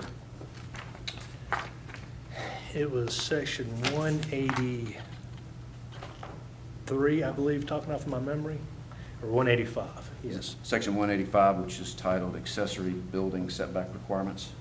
That is correct. And for the board, what's in your notebook is excerpts from the full ordinance that's filed with the clerk. This is on page Roman numeral 7-6.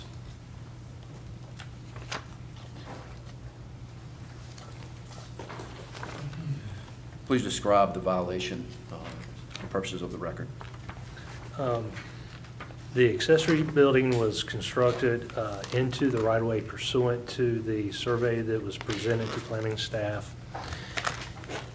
Therefore, the building did not meet the setbacks because not only did the building, was it built up to the right-of-way line, it was built into the right-of-way.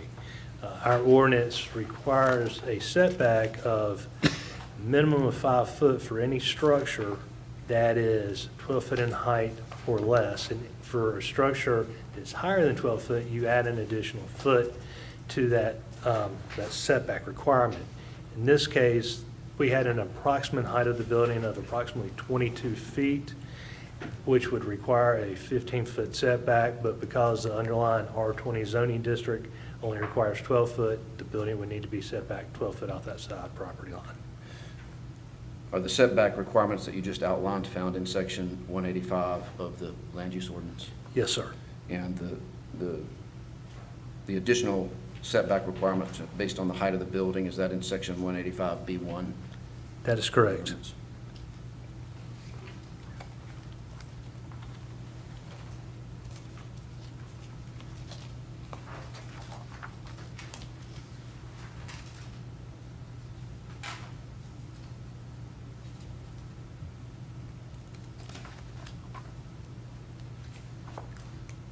To summarize then, the violation is that the garage is built fully within the setback under the land use ordinance and also within the right-of-way itself.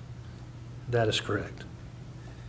If we turn to tab 12 in the notebook, which is Exhibit 12, members of the board, again, what you have under tab 12 is an excerpt from the full ordinance. We're going to be looking at page 1-6.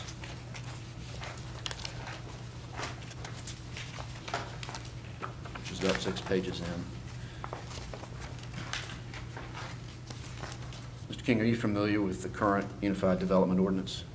Yes, sir. Okay. This action, the violation was brought under section 1.120-B. Is that correct? That is correct. Okay. What does that section provide? That section says that any violation of a previous ordinance would be a continued violation in this ordinance. So this violation was noticed on the basis that the violation of the prior land use ordinance, the setback violation, and the building being located in the right-of-way itself continue, and the new ordinance allows prosecution of that violation. That is correct.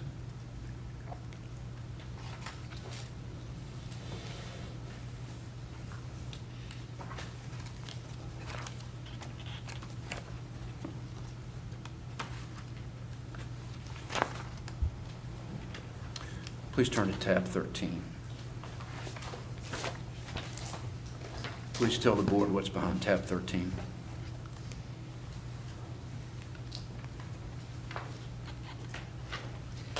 So tab 13 is a picture that I took, and this would be from the cul-de-sac looking back towards Stinson-Hardis Road of the garages in question. What's the second page?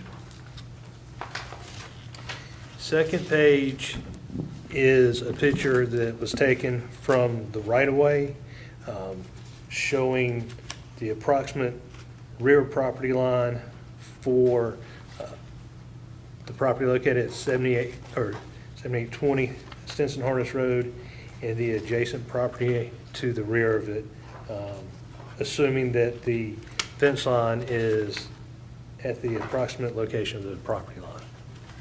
What's the last picture?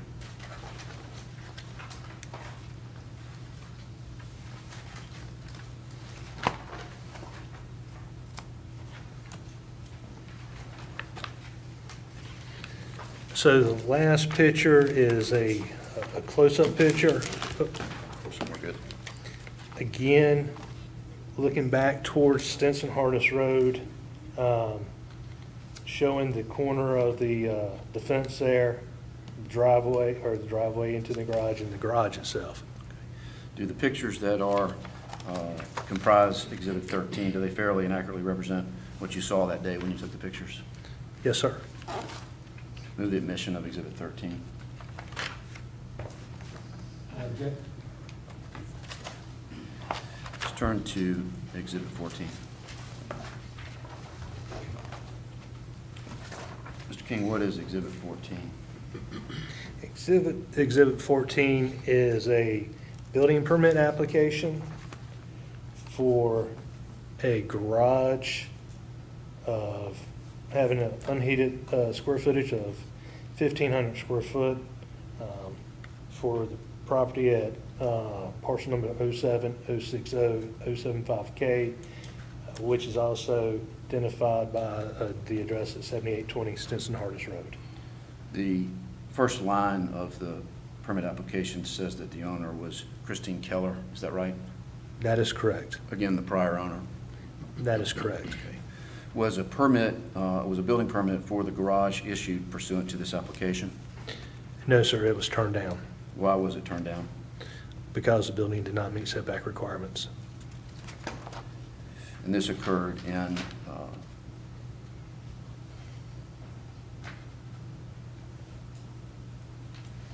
2018, is that correct? That is correct. Move the admission of Exhibit 14.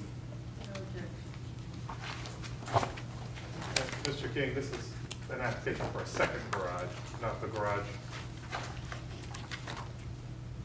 that issued, or a different garage than.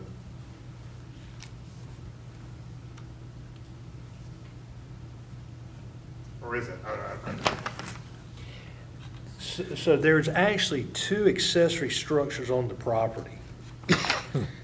There's one that's behind the garage in question. They were trying to get permits for the one that was closest to the right-of-way. And that's what this application right here is Okay, for. so this is a after-the-fact permit application for the garage in question? What's your understanding of Yes. how this permit came about? Yeah. The reason why they were making an application for the permit was, when we first cited them, we said that, the building was built without a permit, and so they were trying to come in after the fact to try to make right of the situation. I apologize, I was just trying to figure out what we were looking at. I moved admission, there was no objection, is that?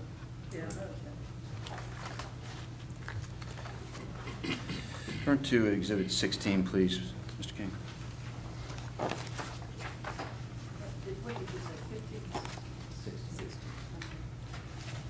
Mr. King, what is Exhibit 16? This is a email that I received from Mr.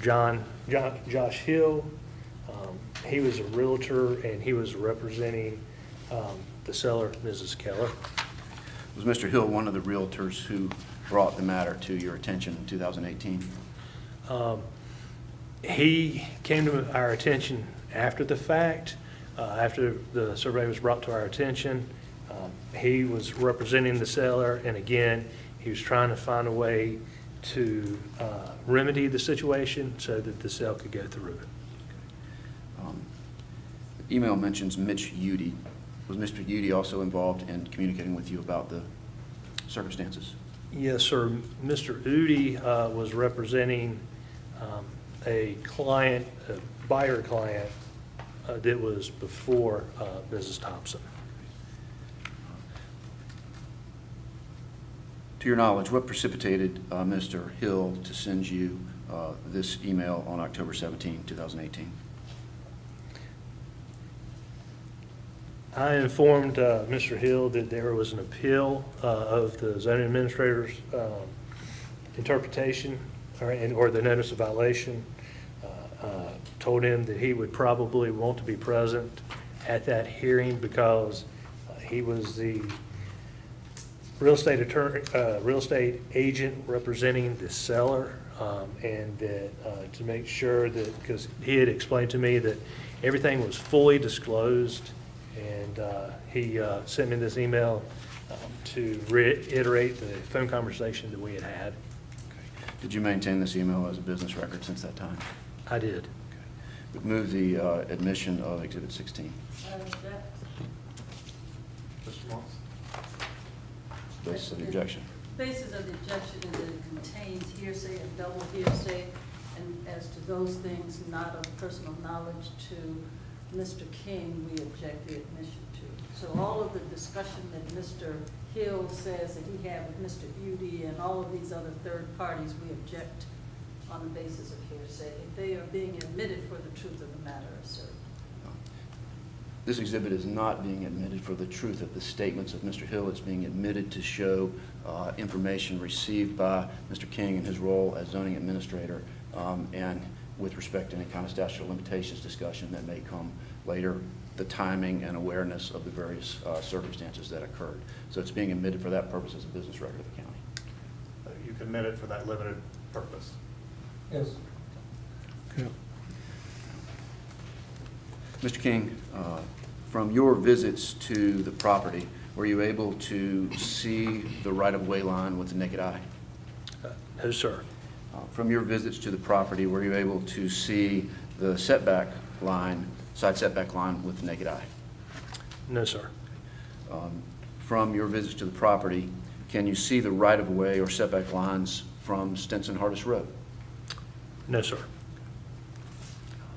From your visits to the property, is the violation that we're talking about here tonight apparent from any public right-of-way? No, sir, not without any property stakes in place. From your visits to the property, is the violation we've been discussing in plain view from a place where the public is invited? No, sir. Were the facts related to this violation known to you as zoning administrator any time before January 2018? No, sir. From your review of records of Union County, were the facts related to this violation known to the county or any of its employees before January 2018? Not that I'm aware of. From your review of the records of Union County that you've had access to, could the violation that we've been discussing be determined from any public record prior to January 2018? Not that I'm aware of. In your role as zoning administrator, is the existence of an accessory structure like this garage in a right-of-way a condition that may be actually injurious or dangerous to the public health and safety? It could preclude the property owners to the rear from, having access to the property or to build a road in the matter if they needed to.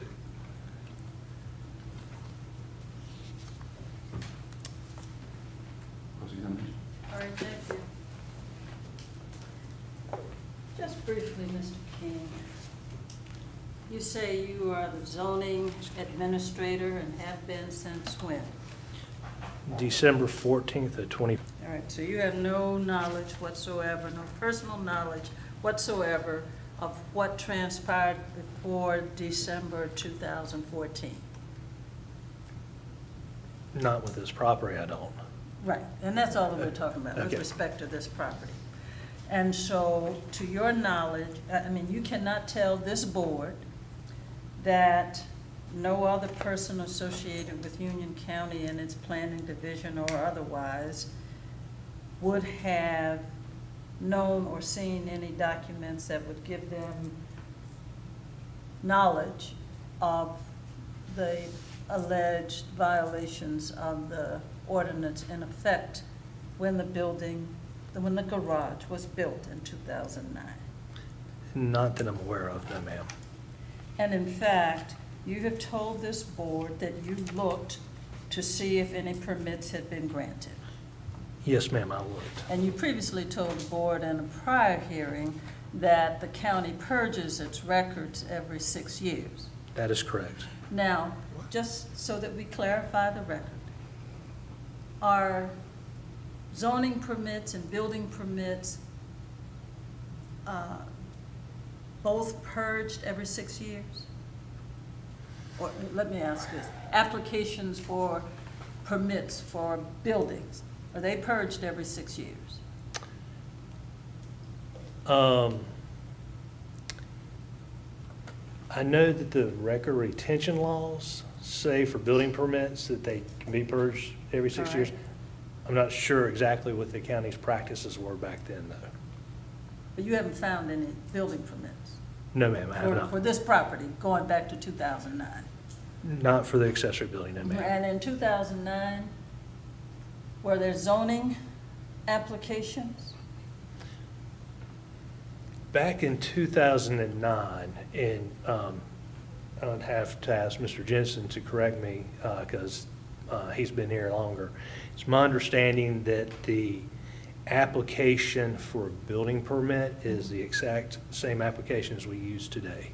Okay, and so you don't have a separate application for zoning that would give the county the opportunity to tell a property owner whether the proposed building violates the zoning ordinance?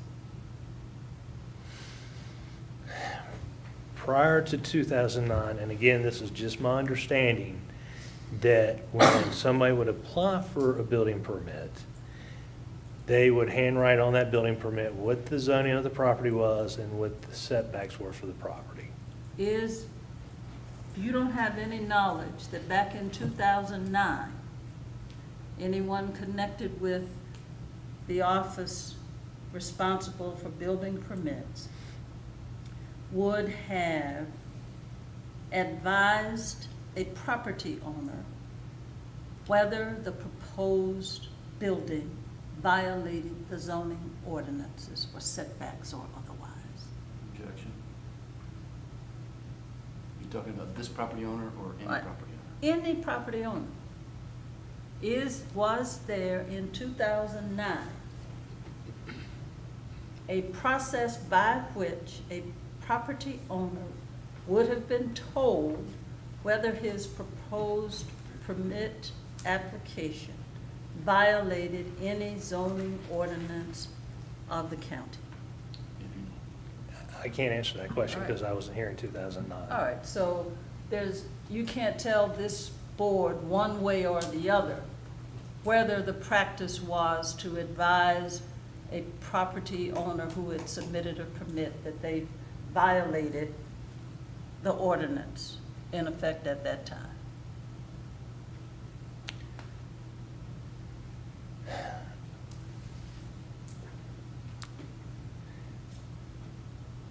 For residential properties, I can speak of how it is today, and I believe it was the same way back then. I don't want you to speculate. Okay. I want you to tell us whether you know. Well, then whether I object the to this county- line. We've already established he wasn't here in 2009, and so what's the All point? right, so the point is that at this moment, your evidence to this board says nothing about approval or disapproval of the application with respect to the zoning ordinance. Is that fair? Yes, ma'am. All right. I think I have just one more question for you.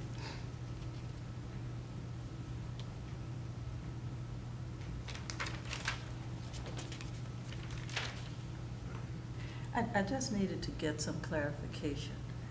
In your testimony regarding the violation that you say the garage is in, you were referring to section 185, I believe it was page, I think you said That's page. correct. 185 of the land use ordinance. Yeah, and I think the question to you was page 7-7, and I think the page is 12-7 for 185? And is your testimony that the building is wholly within the setback area? Not the whole building. Okay, I thought, just wanted to make that clear. I think that your testimony may have been wholly within. Now, and just to be sure, you are saying that a person standing on Stinson Road could not see the garage from Stinson Road? You can see the garage from Stinson Road, yes, ma'am. Okay. And persons traveling or anyone going up and down that private road could see how close the garage was to the private road? If they knew where that private road, where the boundaries of the private road are, yes. Well, but the private road itself, just from the private road. Talking you about could see. just the gravel drive? Yeah, From the gravel drive, yes, ma'am, you can see that. I don't have any other questions then. Very brief redirect. In terms of the last subject matter, without survey stakes in the ground, a survey in your hand, is there any way to know where the boundary of the right-of-way is when you're standing on Stinson-Hardis Road? No, sir.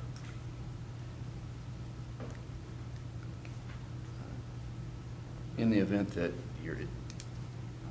Ms. Sumter is correct about your testimony, the garage sits across and partially within the setback area, is that correct? Yes, sir. And it also sits across and partially within the right-of-way area, is that correct? Yes, sir.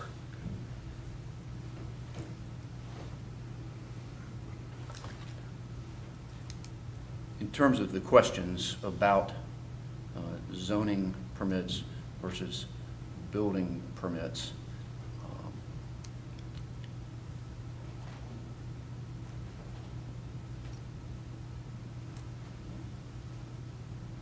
I'm going to withdraw that question and ask it to a different witness. No more questions for this witness. Just, on recross, you testified about the survey and you talked about aerial photographs. The point at which, and your testimony is that the first time that you knew about this violation was when you saw the survey. Yes, ma'am. And I believe you had a line of questions about whether you could have known about it at any other point prior to that. Prior to seeing the survey, I'm sorry, in 2018. Objection, the questions were, did he know about it? Yes, I'm Not sorry. could he, did he? No, ma'am, I did not know that there was a violation prior to seeing the survey. And it's true, isn't it, that in addition to Google Earth, that there are aerial properties in Union County maintained by Union County itself? Union County has the Union County GIS, which is a Geographic Information Systems. That's correct. And it shows you the same thing that Google Earth would show you, plus additional stuff. Yes, ma'am. And a part of that system also shows you where property boundary lines are. It gives approximations. It's not a science. Thank you. No other questions.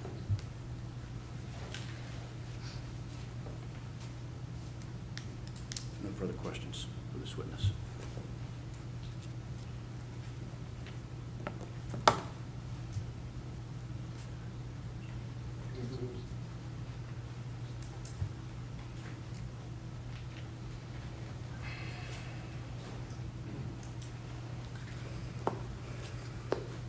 I'm going to call Ms. Thompson, please.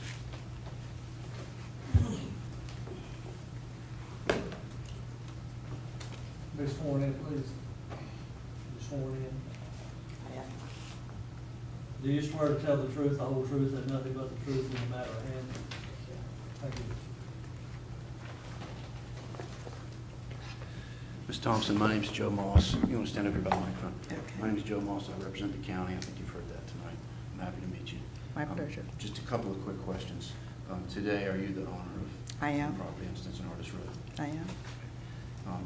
Exhibit 1 in the notebook I've given the commissioners is a deed to you and Mr. Thompson from June 20, 2018. Is that right? That is correct. Is that the time when you took title to the property?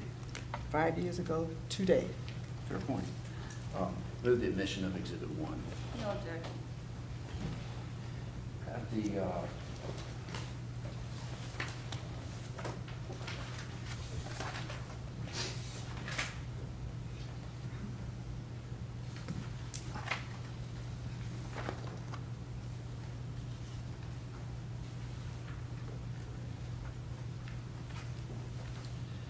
before you took title to the property, did you visit with Ms. Keller, the former owner? Before, yes, I did. Did you discuss with her the issues with the garage that we're talking about here today, that No. it was partially within? We did not have a conversation about the garage. She just gave me a tour of the house. Did you negotiate a discount on the purchase price at closing of $10,000 to address the issues that we're talking about here I'm tonight? going to answer the question the way you asked. I did not negotiate. The two realtors negotiated it. Did you receive a discount at the closing to address the issues that we've been talking about here tonight? There was a $10,000 deduction in price, yes. What was your understanding of what the $10,000 deduction in price was at that time? Well, there were several conversations. One of the conversations was to pay cash, get a discount, which we did. And the other, it's been a while, I gotta really think hard. The other conversation was about the garage, that is correct. What was the conversation you had with Ms. Keller or the real estate agents? Or did you have conversations with both of them about the garage? I did not have a conversation with Ms. Keller. With It your was real- with my realtor, yes. What did your realtor tell you about the garage before you bought the house, before you bought the property? What did she tell me? She told me that the garage was built without a permit. I have a copy of the MLS so I can refresh my memory, but it was built without a permit. So under tab 15, I think is a copy, maybe your exhibit from the last go-round. Is that familiar? Well, I imagine the information is the same, but I have mine real handy. If you'd like to grab it, that's fine. Yeah.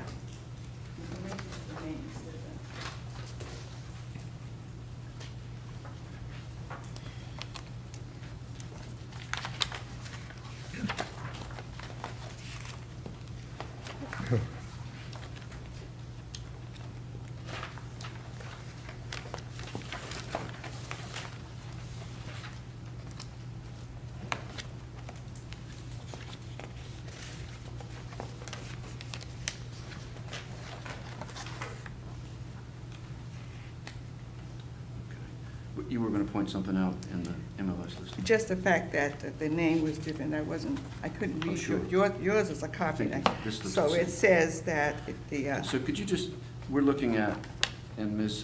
Thompson's notebook, is a copy of an MLS listing for her property. Could you please read the part you have highlighted there? Sure. Cash offers only. Houses encroaching on private drive beside house. Being sold as is, no repairs. See inspection reports. Garages were built without permits. Structural, electrical, and soil engineers have inspected the garages and signed off on the garages are in the process of being permitted. So that's what you were told before you Yes. purchased the house? May I add a comment there related to this? It was, I know you all are very experienced in the terminology. I saw garages built, I didn't say anything about zoning violations, but I didn't, because we kept talking about zoning violations. I just knew that the MLS said garages were built without a permit, and I proved they were permitted. So for the board, what she just read is verbatim what's on the last page of Exhibit 15 is the same language. I'll read what's in Exhibit 15 into the record just so that it can be seen to be the same. It says, cash offers, what she read was cash offers only, houses encroaching on private drive beside house, being sold as is, no repairs. See inspection reports. Garages were built without permits, et cetera. Did I read that right? That is correct. Okay, and that's what you had seen before you purchased the house? That is correct.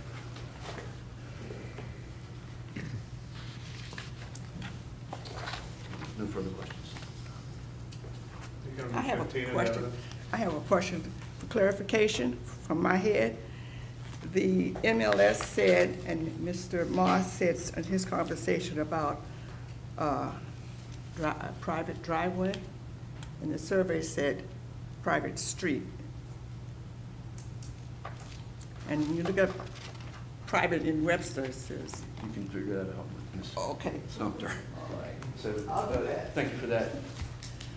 I would move the admission of the last page of Exhibit 15 into evidence as being her statement of what she saw before she purchased the house. Ma'am, No objection. thank you. I have 1 moment.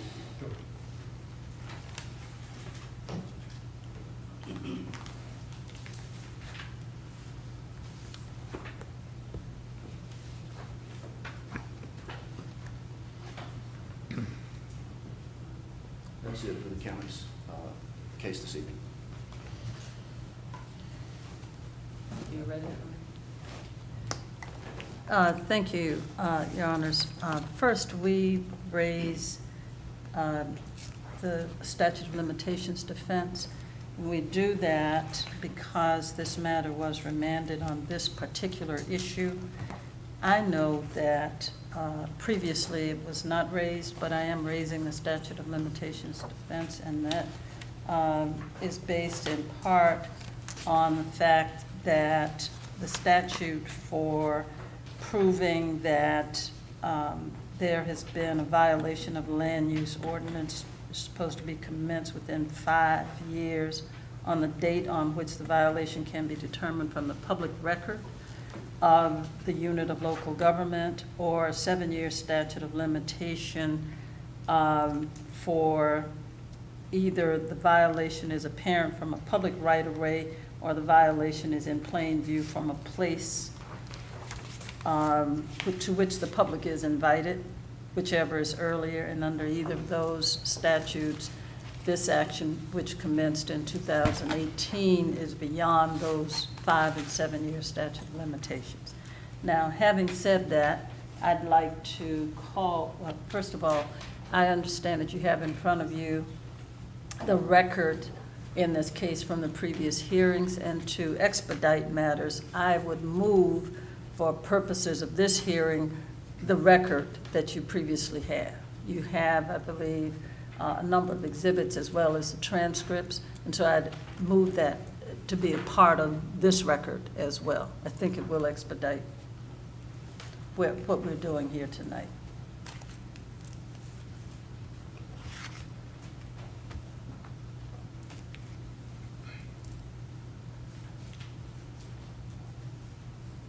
I have no objection to the exhibits from the prior hearings coming into evidence. I'm thinking about the composition of the board at the prior hearings and not sure that the transcript is admissible in the same way that deposition transcript would be admissible here. If it would be the board's decision that it is. The only record that we would have, first of all, a transcript was generated for purposes of the appeal. The board does not have access to that, and that's not in front of them. If you're talking about the transcript of the prior hearing, Yes. that is not in At the our Board of records. Adjusters. So they have access to the exhibits from the prior appeal and the decision that they made. So they don't have the transcript? No. Okay. Well, as the exhibits are my primary interest. And I'm understanding opposing counsel say you don't object to the exhibits from the prior record. But I can't guarantee they're all here. The clerk put together for us an agenda with various pieces of information from the prior appeal, not including the transcript. So if there's an exhibit you want to make sure they see, I wouldn't assume it's in our materials. Well, quite frankly, most of them have been admitted. Well, I agree, probably. And if she admitted the table of content of the record on appeal from this board to the Superior Court, then they're all in that.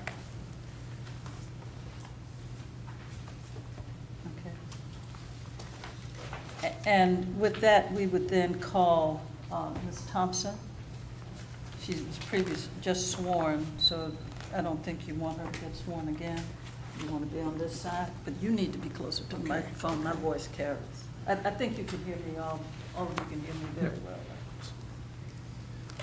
Okay, Ms. Thompson, now you have given the board your name. We know that you own the property at 7820 Stinson, Hardest Road. What I want to get you to tell the board is how the offer was made to purchase this property. How? Yes, you used a realtor?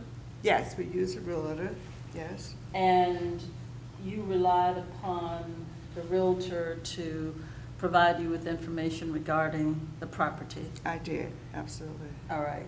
And when you yourself visited the property, I believe you just testified that you only did a tour of the property. After I made the offer. All right.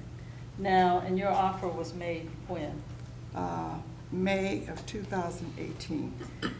When you were making that offer, were you advised by or shown by your realtor any documents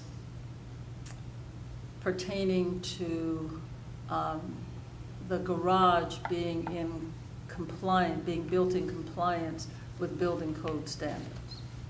Yes, she sent me several documents from the engineering firm, electrical firm, quite a few agencies.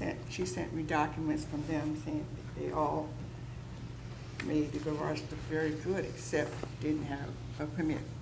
All right, so the question more specifically is, from all of those individuals, electrical, plumbing, soil, and foundations, were there verified statements that the garage was in compliance with the building standards in effect? Building standards, yes, it was in compliance with building standards. All right. Now, and it was your understanding that a permit was then, or rather a request that a building permit be issued for the garage?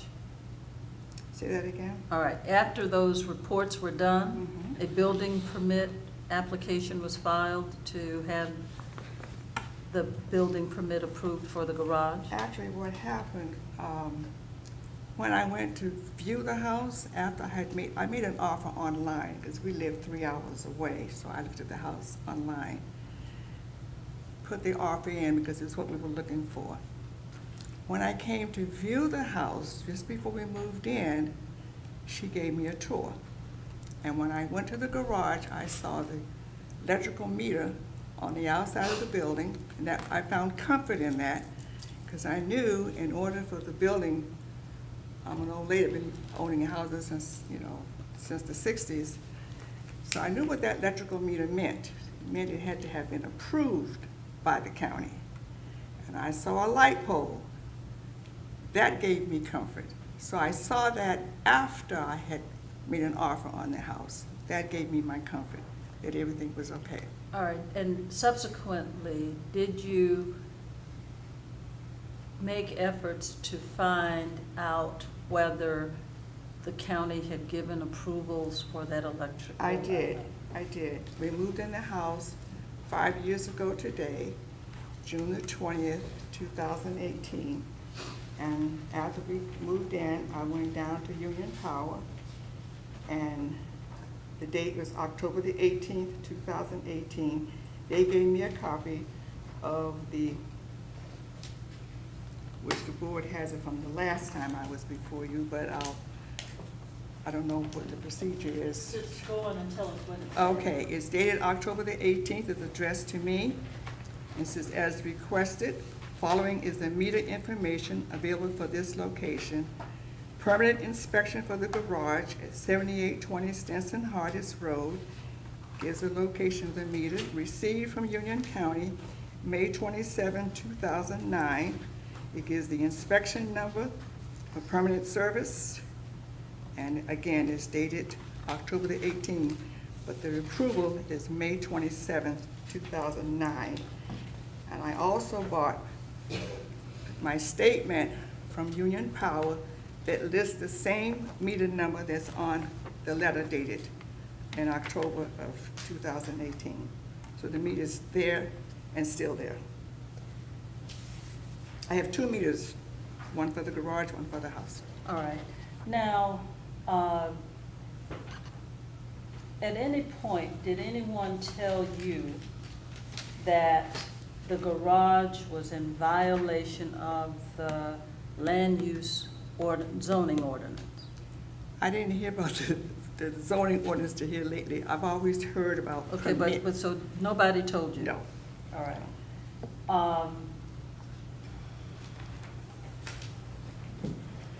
And the road that goes by your house that is used by other property owners is a privately maintained road? Yes. That is property owners adjoining, whose property adjoin that For road owners. pay for the maintenance of that road? That is correct. And from that road, anyone driving in and out could easily see where the garage is. Yes. And from Stinson Road, can you see the garage? Yes. And can you see where the garage is positioned with respect to that private road? Yes. Clearly.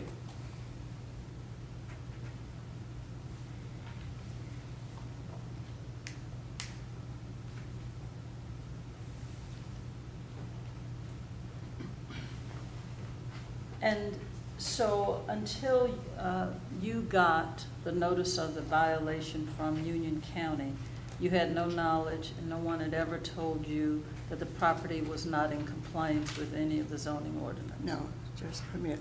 No other questions for this witness then? Can we ask a question? Yes. Yes. Now, y'all, you're the attorney. Yes, You're the attorney, so you're gonna have to help me here. if I can. You know we have a copy of this, correct? I apologize to you. I need. It's, Is that the That's the opinion? county attorney's. Right, but I mean, Circulated today. you're aware that we was given this? I was, yes. And I got are it you in today. agreement with the things in this? No. No, sir. Okay, then I guess where I'm getting confused, and I would like for you to clarify it for me.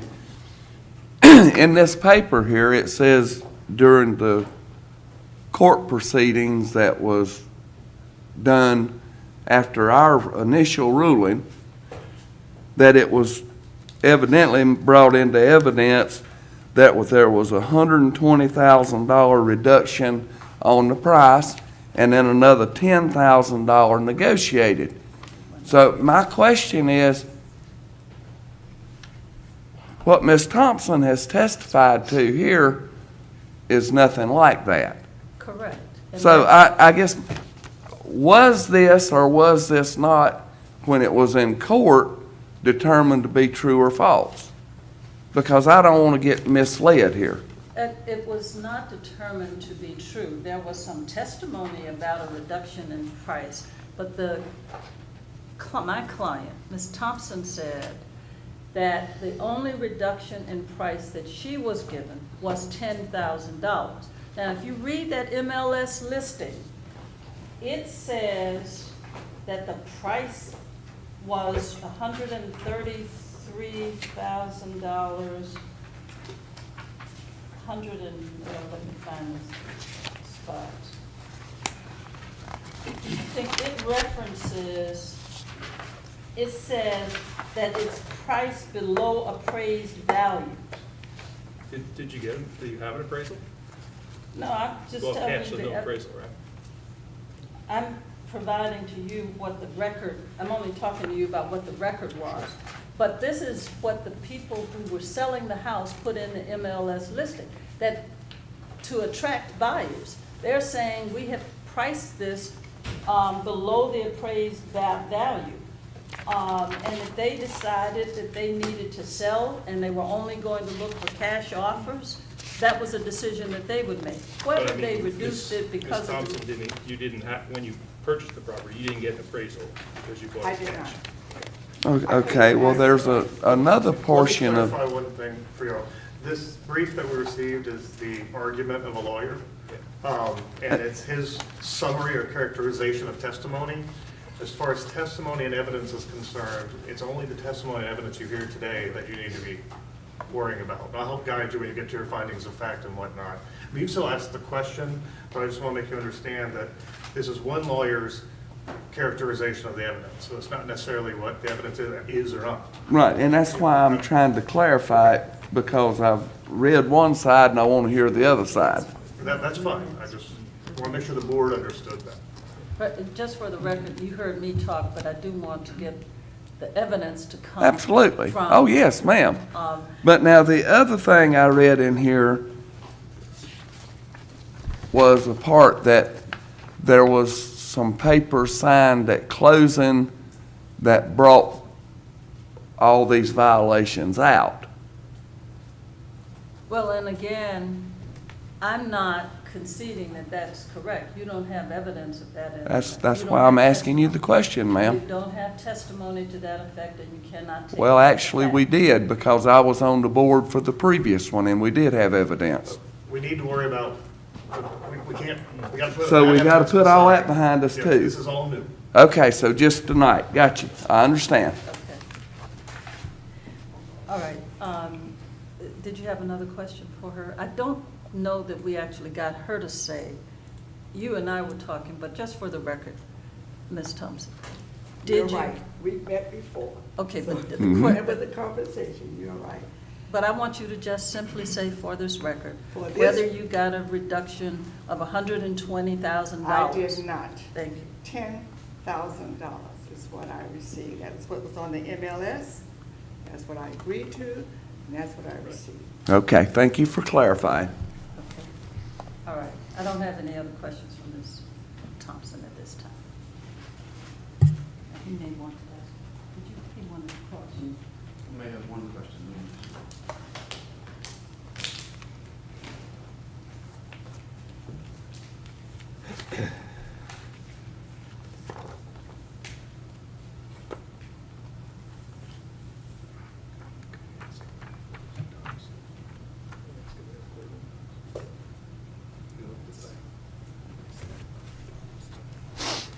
So, Ms. Thompson, you were talking about the private road that runs beside your house. How wide would you say that road is? Oh, I don't know.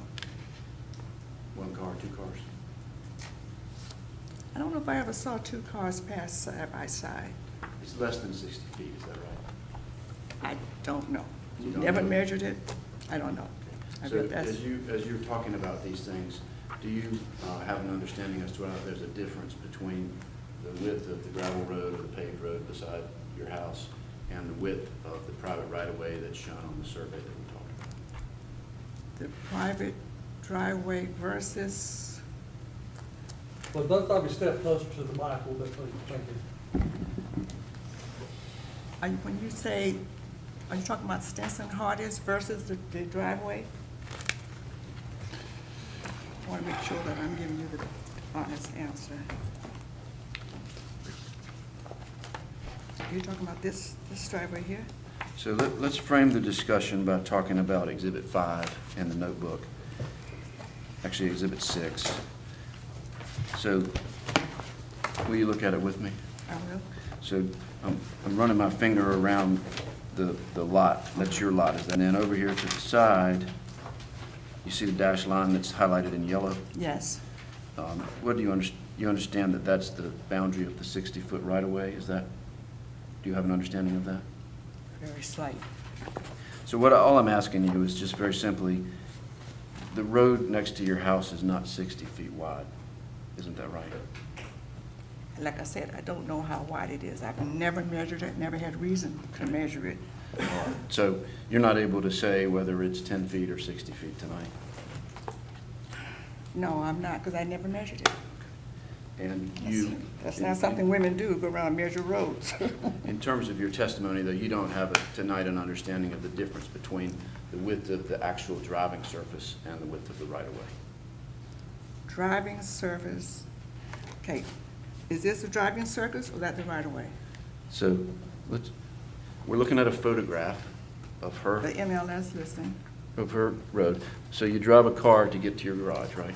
Yes, Down the private road. that's correct. So what's the width of that private road you drive on, if just generally? For sure, I can say it's more than 10 feet. I can say that, but I can't tell you it's 60 or 50 or 30. So you can't, if you don't have do you have an understanding of the difference between the width of the actual area of the right-of-way used to drive and the width of the legal right-of-way?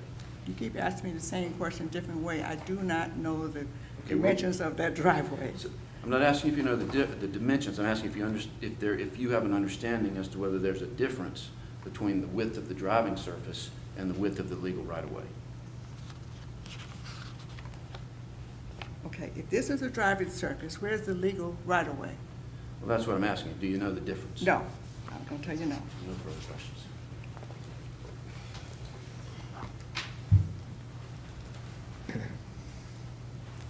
Before you close, if it's in the board's pleasure, I might like to make a very short closing. That'll be fine. I think we'll ask if anybody else wants to offer any testimony forward. Ms. Ferguson, are you finished? I'm done, thank you. Okay. Can I ask one Yes. question on clarification of what he was just discussing with Ms. Thompson? Either one of you, lawyers, please.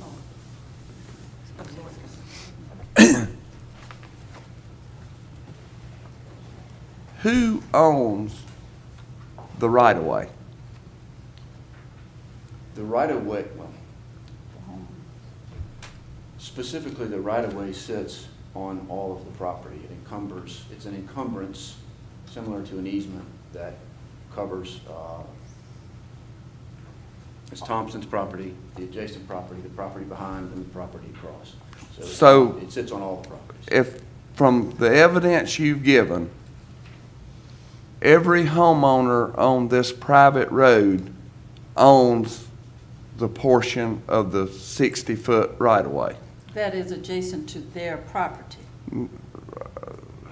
But the right-of-way's for the length of the road.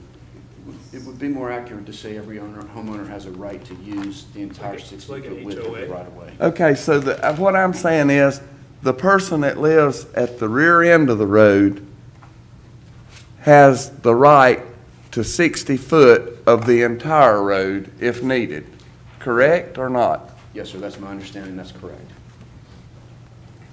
They have the right to use it. They don't own it. It don't matter if they use it or own it, but I mean, the whole thing is, if they needed 60 feet, they have a right to 60 feet, yes or no? My understanding is that's a yes. Well, it can't be one way or the other. It's either a 60-foot right-of-way, or a 50-foot right-of-way, or a 40-foot right-of-way. If it's 60 feet, it's from one end to the other. Well, if I could clarify, if I buy something that's 60 foot wide and I need to move it back there, I have a right to go through there. Am I correct? Because if I buy a building Yes. and I own land back there, and it's 60 foot somehow, and I need 60 foot to get it back there, I have a right to use that 60 feet. To get back there, yes. Yeah, You I'm have not the right going, I'm not use. going to put something on it, but I have a right to go through there. have the right And right to- now, that right's being impeded. I can't use 60 feet, I can only use 50, whatever, because there's something on it. Is that correct?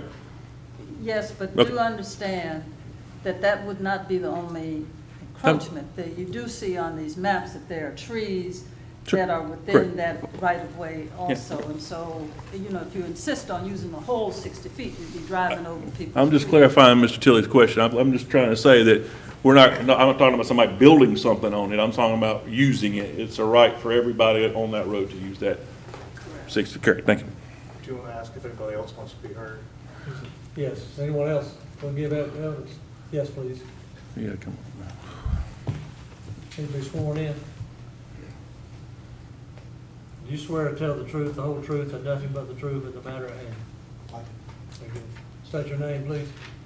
My name is Michael Simpson. I own the property right behind Earlene's property, at the top, Earlene Thompson's property. I bought it May of next year, it'll be 30 years ago. I bought it when everything was legal. So, I mean, when I bought the property, I mentioned to the guy I bought it from, well, you know, I've got 3 acres, I could put another house back here. He said, no, yes and no. I said, what do you mean? He said, well, the good part, we have a 60-foot right-of-way. He says, the bad part, if you want to put another house back there on your property, then you're going to have to put in a standard, I guess, 45-foot driveway, utilizing the 60-foot. And I thought, well, that's good to know. And then later on, I have a daughter, I have grandchildren now, and that's what the prior, not Earlene Thompson, but Keller's. We bumped heads over this way before Earlene was ever in the picture. And they were wanting us to sign over for a 30-foot right-of-way. And I said, no. Because that was everything that I bought. You know, I couldn't build back there. I couldn't sell it to a developer. But with a 60-foot right-of-way, I had all these options. Right. And that's where I stand on it. I'm not against that garage. I'm not against anything. But if I were to ever try to sell it to a developer, and he comes in with that 45-foot road, there you go. So, I mean, that's just, like I say, I'm not here to bash or to make anybody mad, but I'm just here to defend that 60-foot right-of-way, and in case I ever wanted to use it. And you have that right. Yeah. That's all I've got. Thank you. Be sure you fill out one of those green cards. I did. You already did, okay. Yes, ma'am. Swear me in, do. Honda Pratt. Do you swear to tell the truth, the whole truth, and nothing but the truth of the matter at hand? I do. Thank you. So, my name's Tonda Pratt. We moved onto the last lot that accesses this private road in 2020. So kind of in the middle of this, and we've been learning information about this all along. Just to clarify with what Mr. Simpson just said, we don't know, Mike, you said it's a 60-foot right-of-way. So I too have never measured the road. I don't know how far it's being encumbered by the garage. We have plenty of access right now. But the way it's stated now, that building's already there. So if any one of us wanted to add to our property, we don't know how much space. We don't know if there's 45 feet. That's what we've been told we'd need. But because it hasn't been measured, we don't know how much access we have to her garage. I did want to bring up to Mr. Thurman, because he's the attorney present, that I was doing just a little research, and this is from another law firm, that's Arnold and Smith Law, so you can reference it if you wanted to. My occupation was as an appraiser in another state for 33 years, so I've been involved in these types of issues before, just to give you a little bit of my background. It's stating 4 reasons why a variance could be granted in situations like this. It doesn't appear that it's going to pose a public safety hazard, right? We're happy to hear you. This is not an application for a variance. She So- could have applied for a variance. and Okay, could that not. was my next question. So she got cited, and so this is an appeal of that citation. So it is a was slightly there- different standard. So for information purpose, was there ever an application for a variance applied for this situation? Mr. King, I mean, I know the answer, but Mr. King, answer that. As far as the variance, Go ahead, please.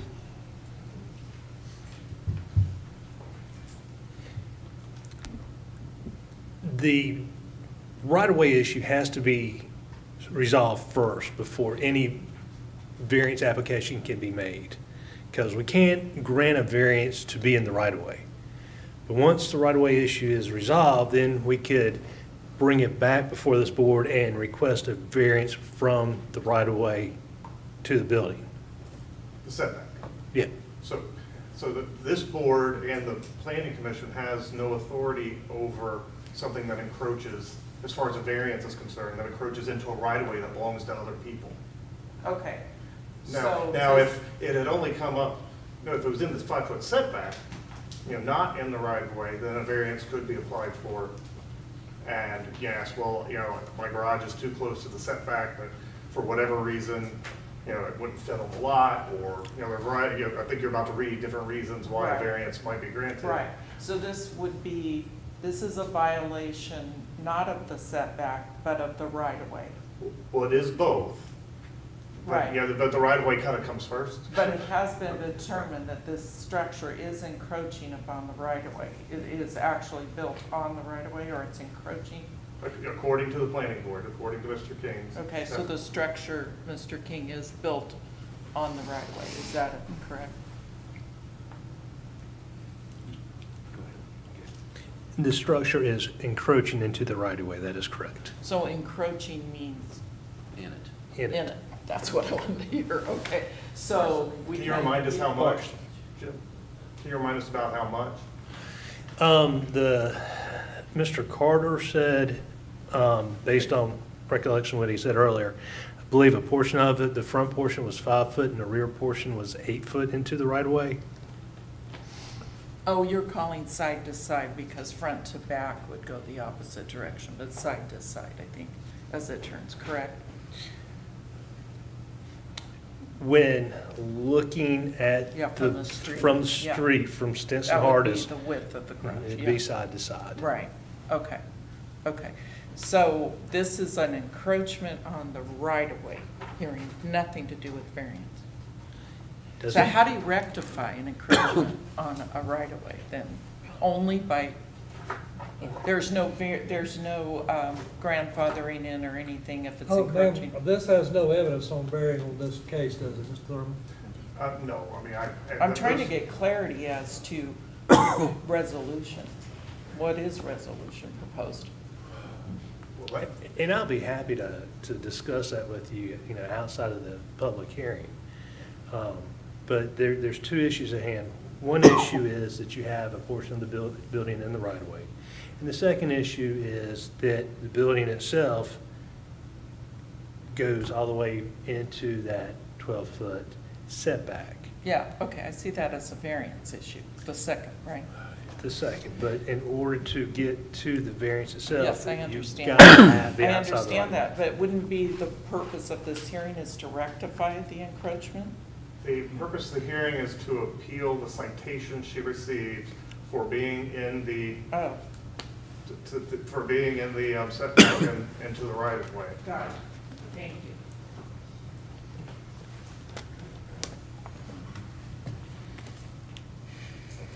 Is there any other evidence for or against?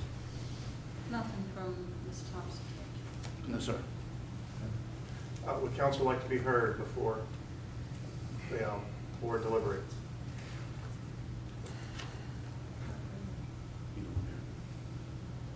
I would be repeating what I've said already. I don't think that would be helpful. I didn't think so either. Mr. Moss? Yeah, I'll just make 3 very quick points. Thank you all for your time and attention this evening. The points from the county side are that the violation itself is clear. The survey shows exactly where the building is located. It's in the right-of-way and partially within the right-of-way and within the setback. So that part, there's no dispute about. I don't think at this point there was no evidence to the contrary. It is a clear violation of the land use ordinance that was in effect at the time of construction. I don't think there's any dispute about that. The ordinance, the violation is continuing and subject to enforcement under the current ordinance, under the section 1-120B, which we talked about. The appellant has made an argument about statute of limitations. I sent you a short memorandum on that. I won't repeat all that's there, but the questions that I went through with Mr. King were designed to address all of the triggers that could trigger the statute of limitations. And so the point that I would make for the board at this juncture is that the statute of limitations was never triggered because a normal human walking around out there without survey stakes to look at and without a survey in hand cannot see where the right-of-way is and the setback lines are. And so this is not something that can be seen with the naked eye. For that reason, the statute of limitations was never triggered. Also included in the memorandum, the legal argument that the Court of Appeals decided that that issue had been waived in the first hearing.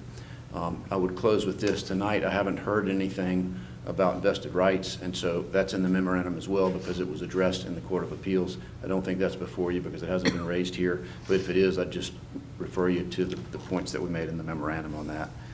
So in closing, would ask you to affirm the notice of violation, and find that the violation stands. Thank you.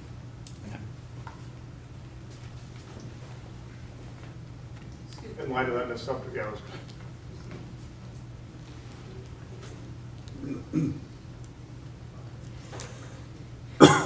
Thurman, where do we go from here? wait and see if Ms. Sumter. Your Honor, just in rebuttal, I will say that with respect to statute of limitations, I've said to you what our position is. There, I think, is a question of fact of whether, in fact, a person could have some notice that there was an encroachment in the right-of-way. The evidence that the county says to you is that it is all the way in, the whole building is not, but it's beyond the set-aside, the setback area, that it's actually into the right-of-way. And regardless of how far back a layperson might think the right-of-way is on that road, it's very clear that it goes all the way to the road. And so common sense would tell you, if there's additional space that is supposed to be a setback, then something is in the right-of-way. And the testimony is that, you know, the county has this GIS system. You can see from Stinson Road, if you were on the private driveway, on that private street, you would see that garage. It would not, it's not hidden, it's not questionable, and clearly for a period far longer, far earlier than January of 2018, when they say they first got notice, that structure had been there. It had been there since 2009, in plain view, for anybody passing on Stinson-Hardis Road and for everybody going up and down the private driveway. So we say that the triggering on that statute of limitation was long before 2018. Thank you. So final word on that. To be an issue of fact, there actually has to be evidence on both sides. And there's no evidence that anybody at the county had any knowledge of this circumstance prior to January 2018. That's where I would leave it on that point. Statute of limitations is not a valid defense here, and the violation should be upheld.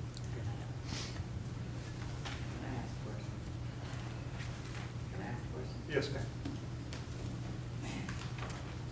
On the plot plan. Please go up to the microphone, please. Go to the microphone. On the plot plan for permit application, are these forms developed by the department, or they developed by the governor, or who approves these plans? The plot plan application for a permit?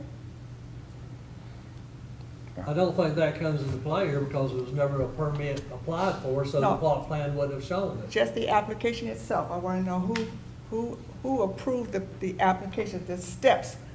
There are 6 steps that's required. If you're getting a building permit. Correct, correct. There was no building permit issued or asked for. So that doesn't come into play. Yes, there was one asked for after the fact, which I was just what want to she's know who asking approved about. this. There are, the ordinance and North Carolina statutes govern the questions that are asked in that application. I mean, So the governor, I'll say it one more time. the ordinance Uh-huh. and then the North Carolina statutes govern the questions that are asked in these applications. So. Control, no, sorry, I didn't mean to use the word. Okay. So if these steps were answered as required, we wouldn't be here tonight, because one of the steps says you have to measure it. You have to measure the property and measure the land. And they approved it without requiring all the steps. Well, I guess the evidence is we don't know if it was approved or not. No, we don't. I guess the governor has to tell us that. Right. I'll make sure he knows. Close the public Okay, portion. we have now concluded the portion of the cases that pertains to the presentation of evidence. The board shall now proceed to the discussion and decision portion of the case. Interested parties are not permitted to address the board during this portion of the meeting. However, everyone is permitted to remain present and listen quietly to the board's discussion and vote. All right. So normally, on an appeal, our question would be, Do we grant the appeal? Do we grant the appeal with some limitations, or do we deny the appeal? And you will be asked, we are going to ask that question, but since some legal defenses have been raised, we kind of need to jump through those hoops first. So I think it would be helpful for us to, in particular, statute of limitations. So I think it would be helpful, I'm going to ask you some questions that I want you guys to answer and discuss facts for. I'm going to pose some questions. I think it would be helpful if you looked at page 6 of Mr. Moss's brief, only, Ms. Ferguson, only for the text of the statute of limitations statute. That's all. So if you look on page 6, we have the 2 applicable statutes of limitations. I want you to look at those. And then it might be helpful to also have Exhibit 6 from the county's book open, the survey with a little yellow line on it.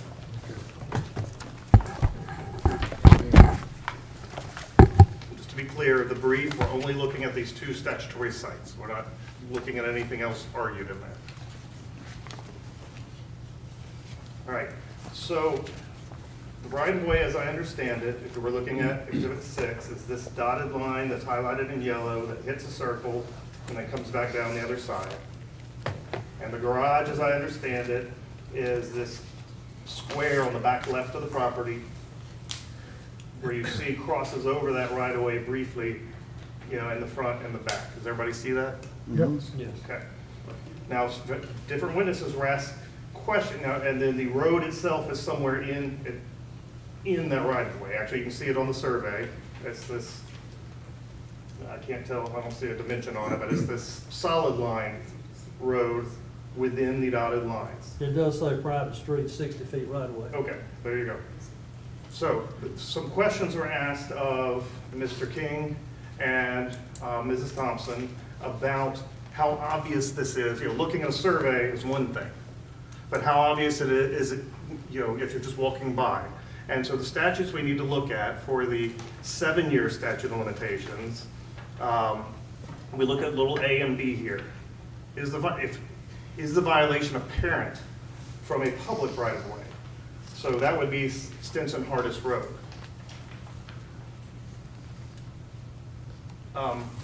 So the B is a violation in plain view from a place to which the public is invited. That could be someone's house, or that could be, you know, maybe if there was a business across the street. You know, is it in plain view? You know, again, not, you know, picturing those pictures you looked at. If you want to look back at the pictures in a minute, you can. You know, Mr. King put some pictures in of what it looks like. And then we go to the second statute of limitations. Is there any evidence in the record that someone in local government knew about this violation prior to 2018? So those are sort of the questions y'all need to consider when asked the question, is the statute of limitations applicable in this case? And then I kind of want y'all to discuss. So, you know, if you're looking at little a and little b, and then little a and little b under the different statutes, 1-49.3 and 1-51.5, I would like you to discuss amongst yourselves and make a determination of whether or not any of those, either A or B under the first one or A or B under the second one is met. Not from looking at the survey, but based on this. You know, is it apparent from Stinson Hardest Road? Yeah, if you have questions, I'll try to answer that. If you were to look at the other property owners' clarification of where the right-of-way is, then you could tell that this building is further in than anything that they have said. So it looks to me like that you could see, not knowing where the exact property lines are, but no one else has encroached on it. And that building is further in than anything else up and down the road. But there's no real-life yellow line determining the No. 60 feet. No, there's not. But, so the question is, if you were looking in either direction, is there anything there that defines them lines to make you see that it was wrong, right? Actually, it looks like you've got, if you're looking from this, pictures taken by Jim. He's looking at 13. Yeah. Yeah, you can see the fence actually looks like, just, I mean, we're at the wrong angle to actually see this. but it doesn't look, if you were looking from the opposite direction, it appears as if you would think you're in line with the fence and the telephone pole. Almost, yeah. And the other thing is the utility pole. Yeah, utility pole sticks out there, which is gonna And it- make you think that and it- if you're inside the utility that's what- pole, then right, maybe it's okay. Right. Well, it may not be okay, but, you know, Yeah, I it mean, is it may or inside. not be okay, but It is- just, it is But so inside. then- if I'm just walking my The dog. right of way you is know. basically there for utilities. But, so in other words, the utility company is also impeding on this, I don't know. according to this picture. They may have a right, we don't know that sitting here, but that's a, But I guess what I'm saying is, in order for that 60 foot to be taken advantage of, a fence would need to come down, 8 foot of a building and a light pole removed Right. from the picture. you're discussing it with these guys. All Hold right. on. Yeah. My thing is, if I'm standing there looking at it, can I tell that it's in violation? Yeah. I think I from can't, there's no way. From the But street, as I far as would But- the say public, probably how does not. the public know that there's 60 feet right away to start with? Well, they don't. They won't know. But So if you don't know that, how can you tell us? Well, I mean, if you buy a piece of property, But I'm talking about, somebody you bought it from should have looked at the deed and told you that. but it's talking about the public. As far as the public, can the public tell? Right. No. If the public doesn't know it's 60 foot, how can they tell? It's not apparent. A says the violation is apparent. Right. It's not. No. B says the violation is in plain view from a place which the public is invited. Again, neither one, I mean, Nope. there's no All way. right. Could we, Sorry. would somebody call a vote on whether either sections A or B of 1-49-3 have been met by the evidence? I think Darren just summarized it, but can you? I'll make the motion that the violation, okay, how do I say this, but, excuse me. as it relates to section 1-493,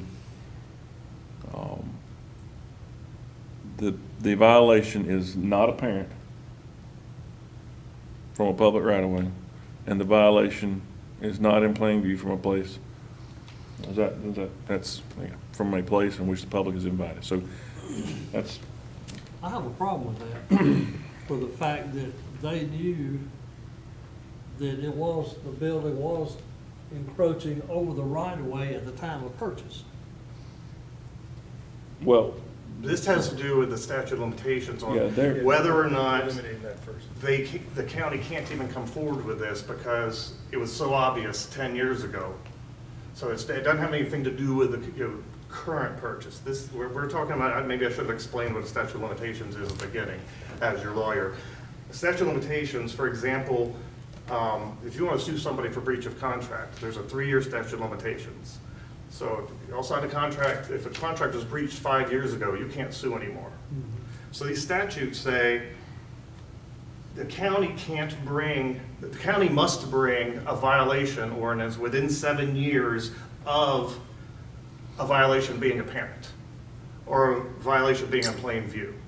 So the motion is, it was never apparent, it was never in plain view, so the statute of limitations hasn't run yet, the county can still bring their violation. Does that make sense? Okay, that makes more sense. Okay, now, I'm yes. sorry, I Yes, should have explained what a statute of limitations I is understand what first. you're saying, yes. that's, Yeah. that's my, Yeah, how do I do that? Is that the motion, or is that a motion? I guess Yes, that- your motion. That's the motion. I second. And so what we're saying is now the statute of limitations has run out, the county can Has still not, bring. has Has not not It's run. not- Has not It's run. never started running Never because of started, so the those. county, Found out, the county did not know. And so the county, it started 2018. Well, this is the public, we'll get to the county one Yeah, next. we, Okay. yeah. All right, Okay. so all in favor? Right. Okay. Now, the second statute of limitations is a shorter one. It's 1-51-5.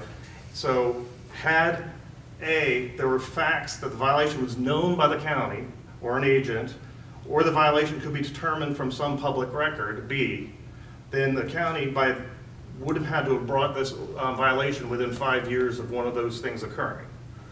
So the question is, has either of those things occurred? And that's something I'll need to discuss based on the evidence you heard. Right. Not on any assumptions, but just based on the evidence you heard today. I absolutely heard no evidence today that the county knew about this prior to 2018. Mr. King testified that he knew about it in 2018. Prior to that, he did not have any knowledge, and we have had no testimony to the contrary that anyone else knew. So therefore, I would say that as it relates to General Statute 151.5, the violation were not known by the county, and the violation cannot be determined from any public record. Does that sound good? Any discussion? Any discussion on it? Yeah. As far as the GIS aspect of it from the public record, people can pull up GIS and look at it, but that's just an approximation. It's approximate, so And what we saw from our case earlier today, the GIS showed was obviously clearly off that line by several feet yeah. from the previous. And again, there's no evidence been presented that anyone pulled out GIS prior to 2018 and looked at it and said, oh, they're in violation. So no violation. That's- So we're good with that, then, Well, right? Darren, is that a motion, Darren? That's the motion. I'll second. All in favor? Aye. And just as the lawyer, an issue has been raised, and I think it'll be, just a matter of the, history of the case, and we'll address this in the opinion, but whether or not the Court of Appeals deemed these issues you just voted on already waived.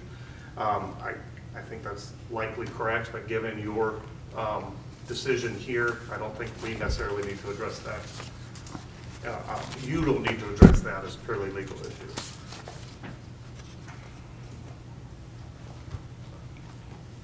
So now we move on to the question of whether or not, so you'll need to look at the last violation, which is, or citation rather, not violation.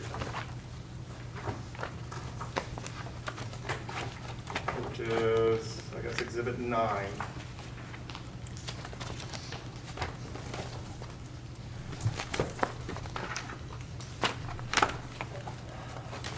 If you look at violation, the violation that's being appealed is the accessory structures should be structure encroaches into the required street side yard setback. And there's a potential encroachment with a portion of the principal structure as well.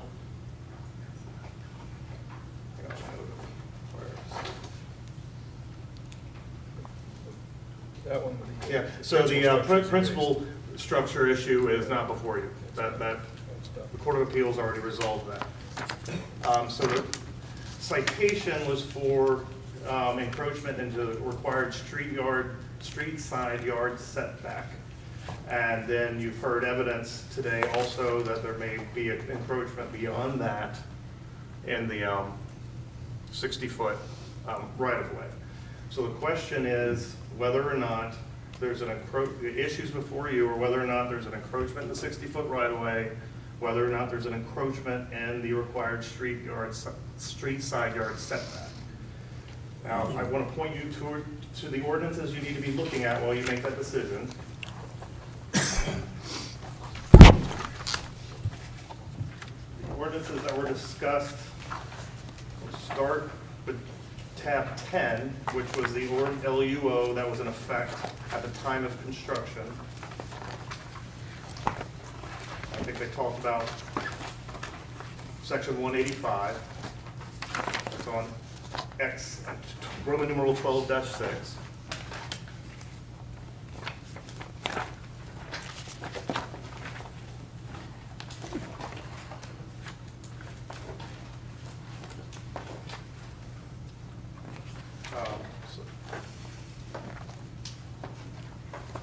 So you look at section 185, and you want to read through that, and then put a finger on that, and then turn to tab 12.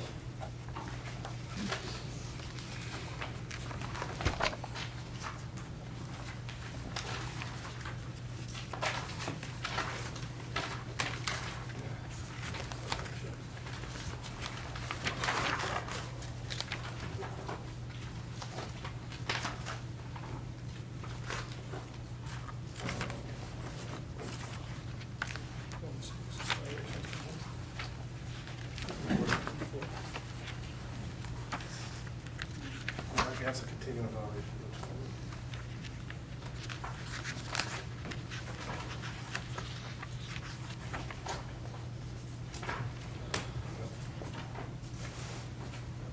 Give me a minute.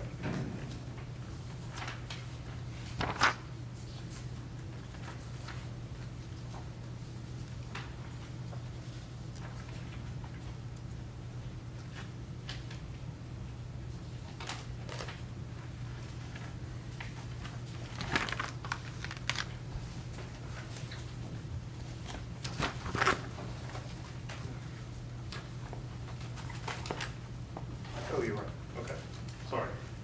We look at tab 12, you go to what was it, 120? 1.120, here it is, sorry, I kept skipping over it. Page 1-6. This is in your current land use ordinance, which is actually the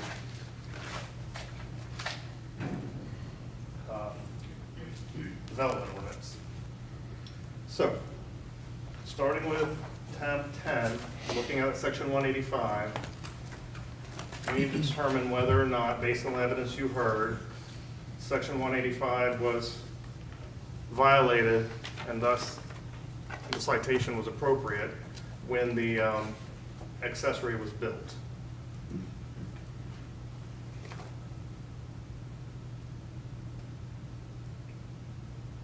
Well, we do know the setbacks were violated, they were wrong at the time of the build. And in 2018 is when it was brought out. Yeah, it's not setback at all, so. If you look at the violations continue, any violation on the previous land use ordinance will continue to be a violation under the ordinance and be subject to penalties and enforcement. Would that apply? It's on page 1-6.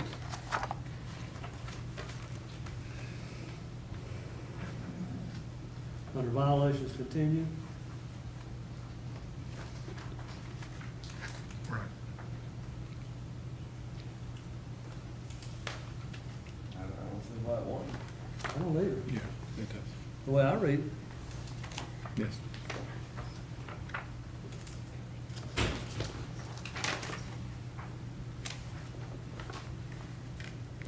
Number 3 there says the adoption of this ordinance does not affect any pending or future prosecution of or action to abate violations of the previous land use ordinance that occurred before the effective date specified in section 10-20. so to me, that says the violation is still in effect. Yes. I'd say regardless of what setbacks were in the previous zoning, it's got no setback. So, still in effect.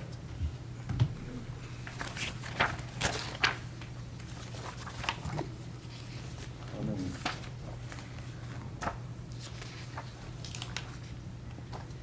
basically don't even, Like it says, it it don't meet the property line by, or the setback by the opposite way. Yeah, I mean, regardless, it's was clear that the garage violated the accessory building side street setback requirements on the land use ordinance when it was constructed in 2009. The violation continues and is enforceable under 1.120B1 of the UDO. Is that enforceable? Yes. Yeah. Yes. I think it is. Absolutely. Because the garage was never in compliance with the land use ordinance side street setback requirement. It's never been in compliance with it. Right.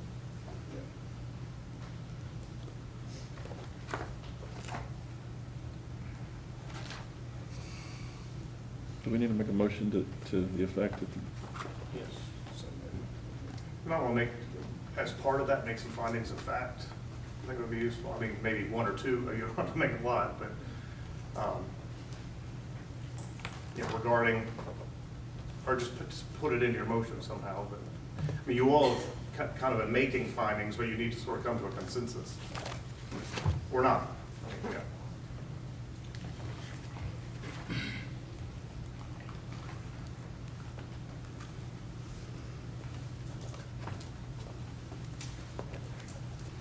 All right, number one, the findings of facts, the proposed use of development comply with all regulations, standards, and general class applicable within the zoning district, and specifically applicable to the particular type of use. No.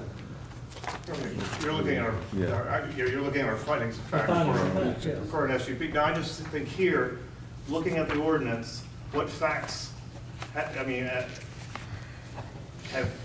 you determined that this ordinance has either been violated or not violated? Let's not look at I know you're looking at the special use permit findings of fact. Okay, Don't worry so about that. basically, we want based on the Union County, land use ordinance of May 7, 2001, I guess, is that correct? Section 185 indicates that confirms the property was in violation then, continues to be in violation of the setback requirements. That's what's said? That's your motion, that's fine. Okay. And in current Union County development ordinance, effective October 6, 2014, indicates, I lost it, but what's the number there?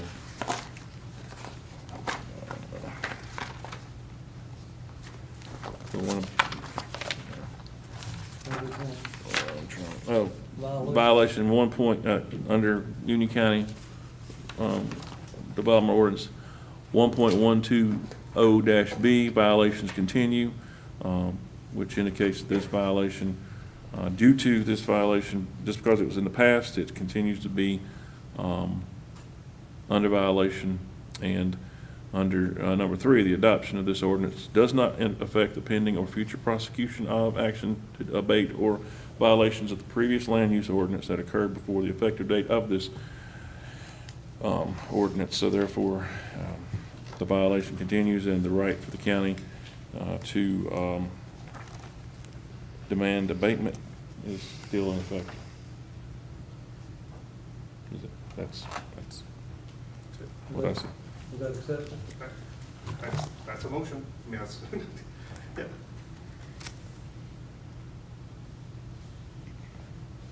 That's a motion on this particular issue. And Yes. then we'll move on to. the setback issue. Okay. I'll second Go ahead. Roll. You ready? I'm ready. We got to vote on that? Yes. All in favor? All right. Okay, and then an issue has finally been raised that the structure encroaches on the 60-foot right-of-way in addition to encroaching upon the setback that you just found.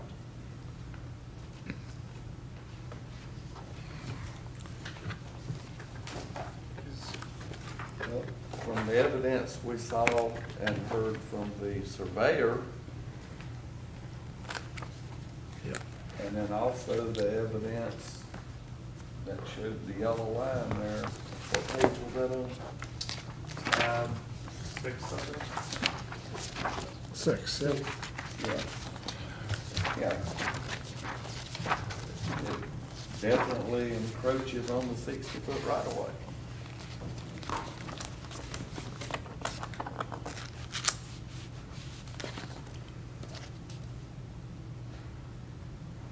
Correct. We have evidence, sworn evidence from the surveyor that is the fact.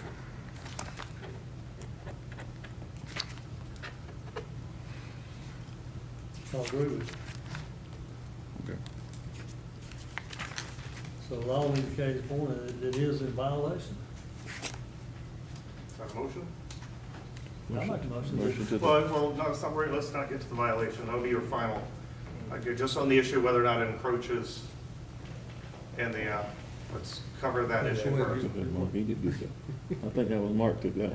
Yeah. Have a motion. I make a motion that it does encroach on the right-of-way.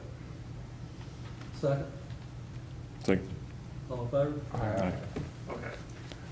We've covered the various legal issues that have been raised. Now we circle back to what's been appealed and the citation Somebody needs to make a motion whether the citation was proper or improper, and either allow or deny the appeal.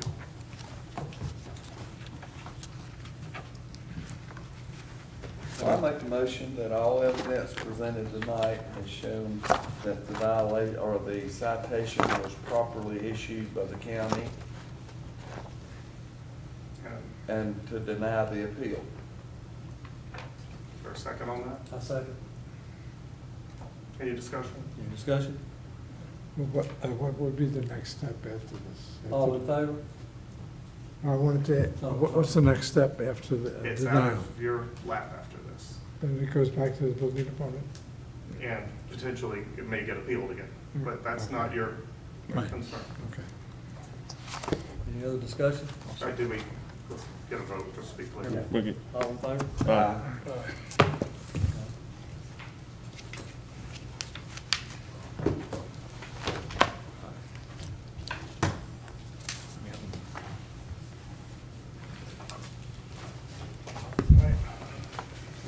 So we're closed. We clear?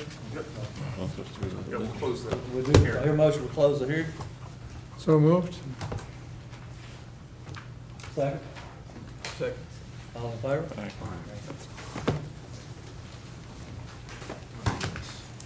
Jesse, got anything? All right. Can you, Any other discussion, we need to go? yeah, I just want, I can't believe they purge Yeah. building department records every Everything 6 else. years. Makes no sense. He says he has nothing. Do you have anything else? The department have boxes. I don't have anything. Anything else? Do you hear a motion to adjourn? So moved. So moved. Second? Second. All in favor? Do they microfilm them, Fred? They microfilm them? Yeah, yes, I mean, well, now it's probably just scanned, and they can keep it forever.